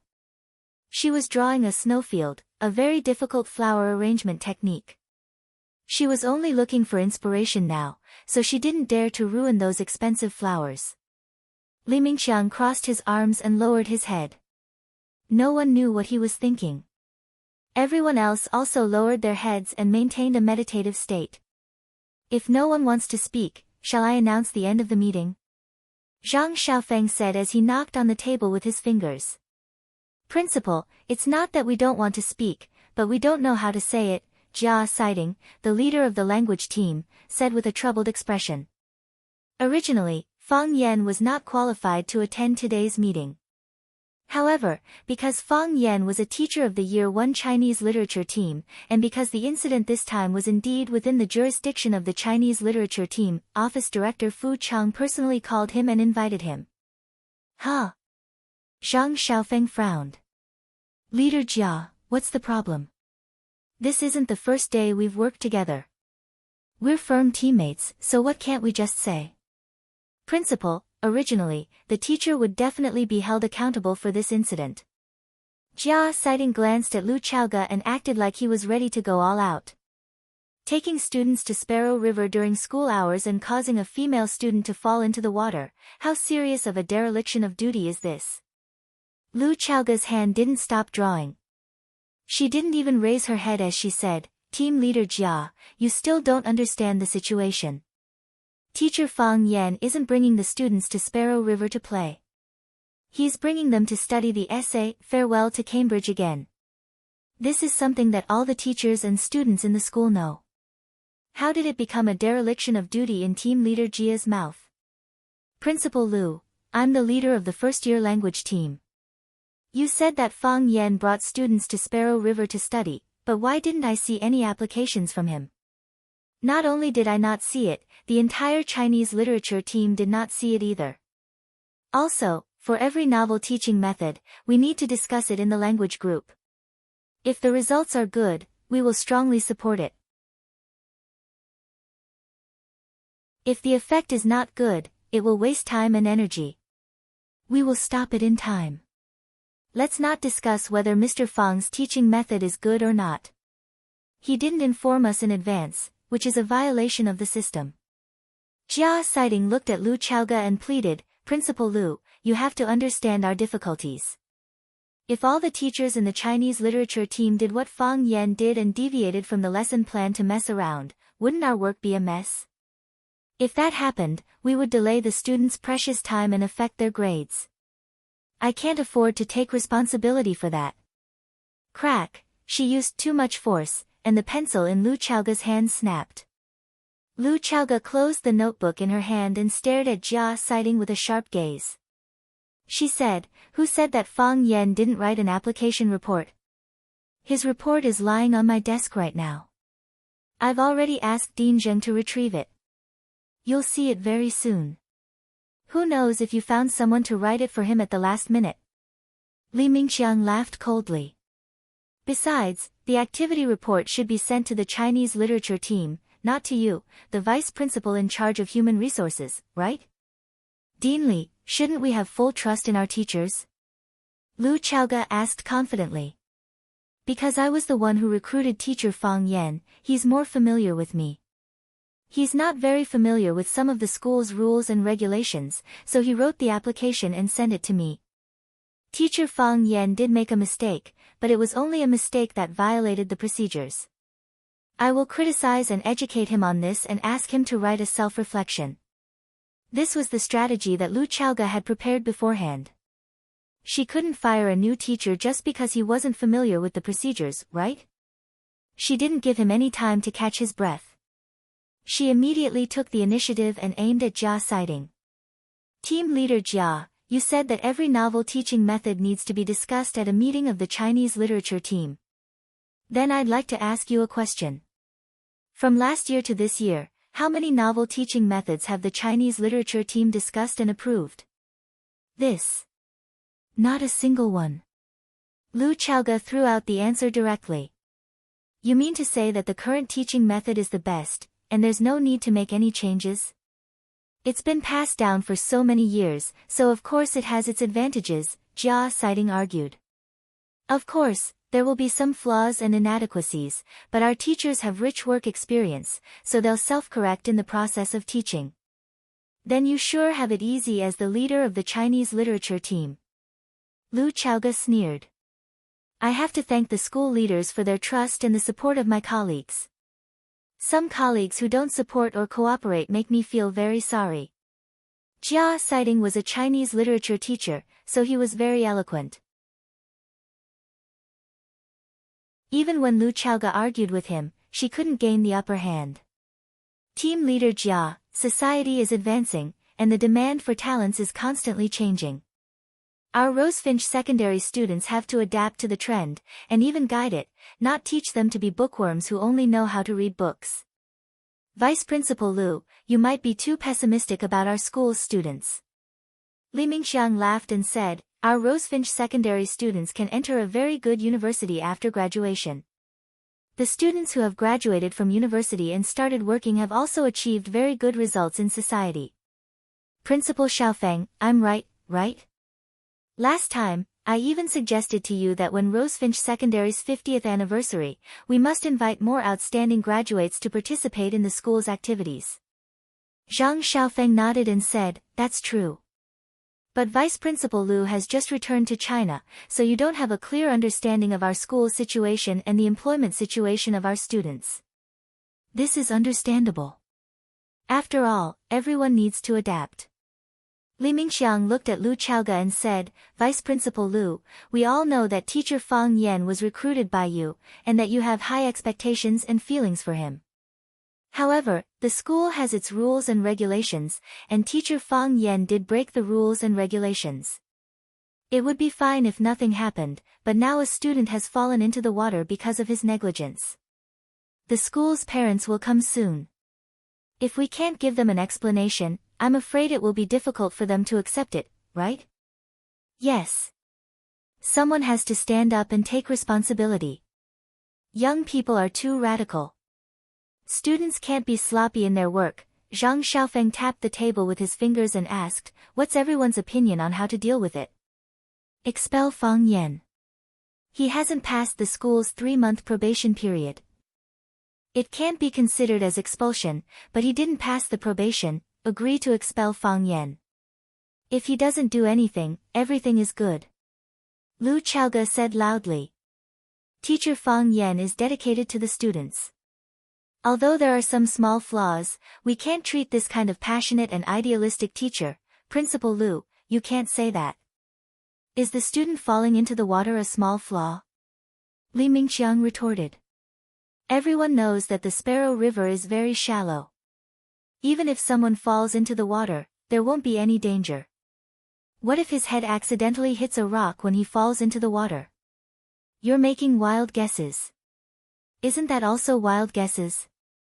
Of course, it's good that the student is fine. If something happens to the student, it will be too late for us to regret it. Therefore, we must deal with this kind of teacher who has no discipline and organization. Dong dong dong, Zhang Xiaofeng knocked on the table and said, "Everyone, let's vote. Those who agree to expel Fang Yan, raise your hands." Except for Lu Zhaoge and Zhang Xiaofeng, everyone else raised their hands. Zhang Xiaofeng nodded and said, "The results are out. The school's board of directors has decided to expel the language teacher of grade 1, class 9, Fang Yan." Li Mingqiang and Jia Siding looked at each other. Their faces didn't change, but they were very satisfied with the result.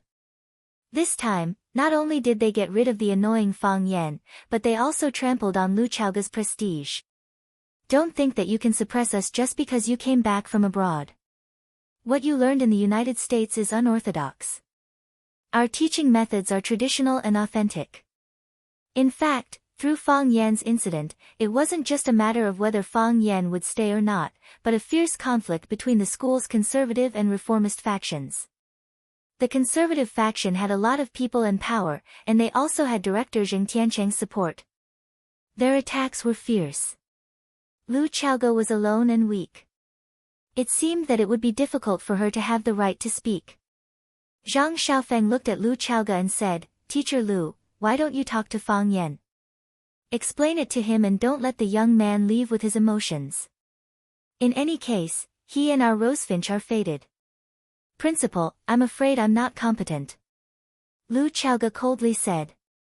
Zhang Xiaofeng's eyes turned cold. He thoughtfully looked at Lu Chaoge and said, "Principal Lu, you're in charge of the school's personnel. Why are you not competent? This matter was originally within your scope of work. Because before Fang Yan was expelled, I might have resigned."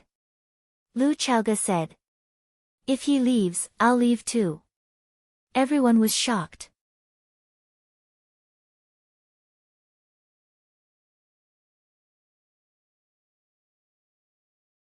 Fang Yan patted him on the shoulder and said with a smile, "What could happen to me?" "Exactly. What could happen to Mr. Fang?"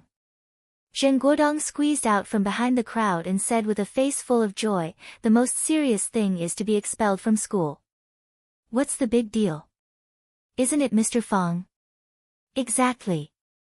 Mr. Fang is such a talented person. Where can't he find a job to support his family?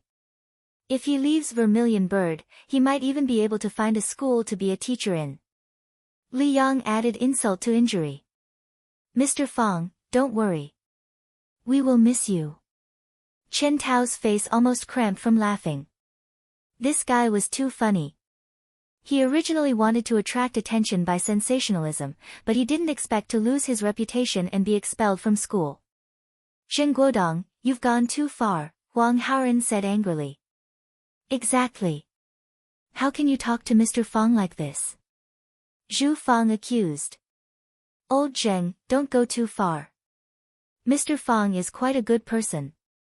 Zhao Lei and Zheng Guodong's friends didn't stand on their side. What? You can't stand it anymore? Zheng Guodong sneered. If you can't stand it, find a way to make him stay. Exactly. A bunch of mouth cannons. Li Yang shouted. He had already received the news that Fang Yan would leave this time. Fang Yan stared coldly at Zheng Guodong and said, "You think you've won by driving me away? What do you think?" Zheng Guodong said with a smile. Don't tell me you've won. You've already lost. Haven't you noticed yet? How did we lose? Without a good teacher like me, it will be the biggest regret of your life. Although you're not willing to admit it now, ha ha ha, it's really funny. What's so funny about laughing? Let's fight according to the rules of Jianghu. Fang Yan looked at him with a smile. Zheng Guodong couldn't laugh anymore. Li Yang and Qin Tao couldn't help but take a step back. They were scared by Fang Yan. You see, I'm not wrong, right? Fang Yan said. If I were your teacher, with your IQ, it would be difficult for me to let you receive any knowledge education, but, more or less, it would give you some courage, Teacher Fang Yan. Fang Yan. Zheng Jing's shout came from outside. Fang Yan walked to the door and asked with a smile, Director Zheng, you're looking for me. Zheng Jing looked at Fang Yan with a strange look and said coldly, Principal Lu is looking for you. Okay, I'll go now. Fang Yan nodded. But he had some doubts in his heart. Although Zheng Jing looked down on him before, because of Principal Lu Chaoge, he was more or less close to him. What happened today? Was his chrysanthemum raped or extorted to spend money? When Fang Yan and Zheng Jing walked away, Zheng Guodong said coldly to the students of the 9th class, Don't blame me for not telling you in advance. It's better to stay away from that bastard. He has been expelled from the school, and I still want to get along with you all day long. If you anger me, you'll have to bear the consequences. Don't tell me the answer, let me guess first. Fang Yan walked around the corner, looking like he was thinking hard. Is this 100 birds looking up to the phoenix? No, it doesn't look like it. There aren't as many kinds of flowers. This is called a sky full of stars. Also not. Although there are stars in the sky, the number is not enough to describe it as a sky full of stars. Yes, I remember. This is a pig dish. All kinds of seasonings are added in, and the taste is very delicious. Is it a pig dish? Lu Xiaoge even had the thought of dying. You pig idiot, no wonder everyone wants to kick you out of the school. Why didn't I raise my hand when voting just now? You call my colorful beauty a pig butchering dish? You are the pig dish. Wrong? Fang Yan asked carefully. Teacher Fang Yan, come and sit here, Lu Chaoge said expressionlessly. Okay. Fang Yan answered. Principal Lu, don't be so polite to me, just call me Xiao Fang. Xiao Fang, it's kind and intimate. Fang Yan was very satisfied with this title. Xiao Fang. I'll call you Fang Yan. Lu Chaoge really couldn't call him that. Is that girl okay? She's fine. She was just accidentally startled. Are you all right? I'm fine, Fang Yan said. Isn't she sitting in front of you in one piece? You are fired, Lu Chaoge said. Fang Yan was shocked and asked anxiously, Are you still giving me my salary for these 2 days? Shouldn't you care more about your students? Lu Chaoge raised her eyebrows and reminded him. I care about them very much, Fang Yan said. Is my salary paid by the month or by the day? According to the labor law, you have to compensate me for 3 months' salary when you fire me, right? Otherwise, I will sue you for illegal labor treatment. Lu Chaoge felt it was really difficult to communicate with him. The issue we are discussing is very important. Principal Lu, you can't keep silent at this time. Fang Yan urged. You will make me have a bad guess. I don't know if they will give you 2 days' salary or not. I don't know if they will give you 3 months' salary. Lu Chaoge tried to make her eyes look directly at Fang Yan's face that made people want to punch him and said, I quit. Fang Yan was quiet. After a long time, he asked, is it because of me? Yes. Also not. It's not easy to do things in China. Fang Yan smiled. Lu Chaoge frowned and said, what else did Jing Jing say to you? Fang Yan pointed to the bookcase behind Lu Chaoge and said, it's all in English and French, which proves that your English and French are very good. People like this usually have a background of studying abroad. In addition, I saw your resume on the school's official website. You are the education queen of American high school, but when you come back to China, you hit walls everywhere. It must be a very bad feeling, isn't it? You understand everything.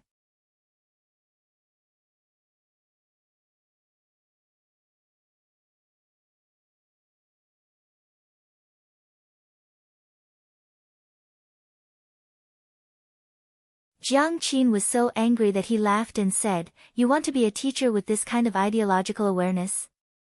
You don't even let children go. Fang Yan felt that he was wronged. He kindly reminded her that she didn't need to take a bath. How could it be not let go? Don't peek. Jiang Qin instructed her, then slammed the bathroom door shut with a bang while carrying his backpack. Soon, there was a rustling sound inside. I hate it when people come to challenge my weakness. Fang Yan said snappily. What did you say? Jiang Qin's ears were sharp and asked. I said come out quickly. We're going to start tutoring. Fang Yan said. He had to find a way to improve this girl's academic performance. Jiang Qin was silent. After a while, the door of the bathroom was pushed open from the inside. Jiang Qin stood at the door, which made Fang Yan have a ridiculous feeling of time travel. Is this still Jiang Qin? She completely subverted Fang Yan's previous understanding of her. What was Jiang Qin like before? She wore a blue school uniform with long hair or a ponytail. Her eyes were bright and her appearance was delicate and lovely. Although she was a little weird, she was very obedient and sensible in front of her parents. She was a standard girl who met the aesthetic standards of a middle school student. Now, Jiang Qin wore a small black skirt, a white sleeveless t-shirt, and a small cobweb coat. Black stockings wrapped around her slender and sexy legs, and the high heels revealed a mature temptation that was very incongruous with her age. Her lips were bright red as if they were dripping blood. Her eyelashes were curved because she wore contact lenses. In such a short time, a pure and beautiful girl became a nightclub princess. Fang Yan heard the sound of something breaking in his heart. After a long time, Fang Yan remembered and asked, what are you going to do? Didn't I tell you that I'm going to take you to my classmate's birthday party? Come on, change clothes. Change clothes? Fang Yan asked. Jiang Qin pointed to the Chinese tunic suit on Fang Yan and said, are you going to wear this to go out with me? It's too old-fashioned. Where can I put my face? Fang Yan tried hard not to fly into a rage. This damn girl, I'm a dignified high school teacher, and I'm going to attend a classmate's party with a little kid. If others know, where can I put my face? Jiang Qin rummaged through Fang Yan's room and said helplessly, don't you have a reliable set of clothes? My clothes are quite reliable. Fang Yan said. I don't have unreliable clothes. When Fang Yan ran away from home, in order not to arouse his family's suspicion, he wore a long robe and swaggered out. The boys and teachers of Rosefinch Secondary all wore buttonless Chinese tunic suits, which were specially purchased by him in order to be a teacher. Now he only had these 2 sets of clothes, and he didn't even have time to buy a change of underwear. Forget it.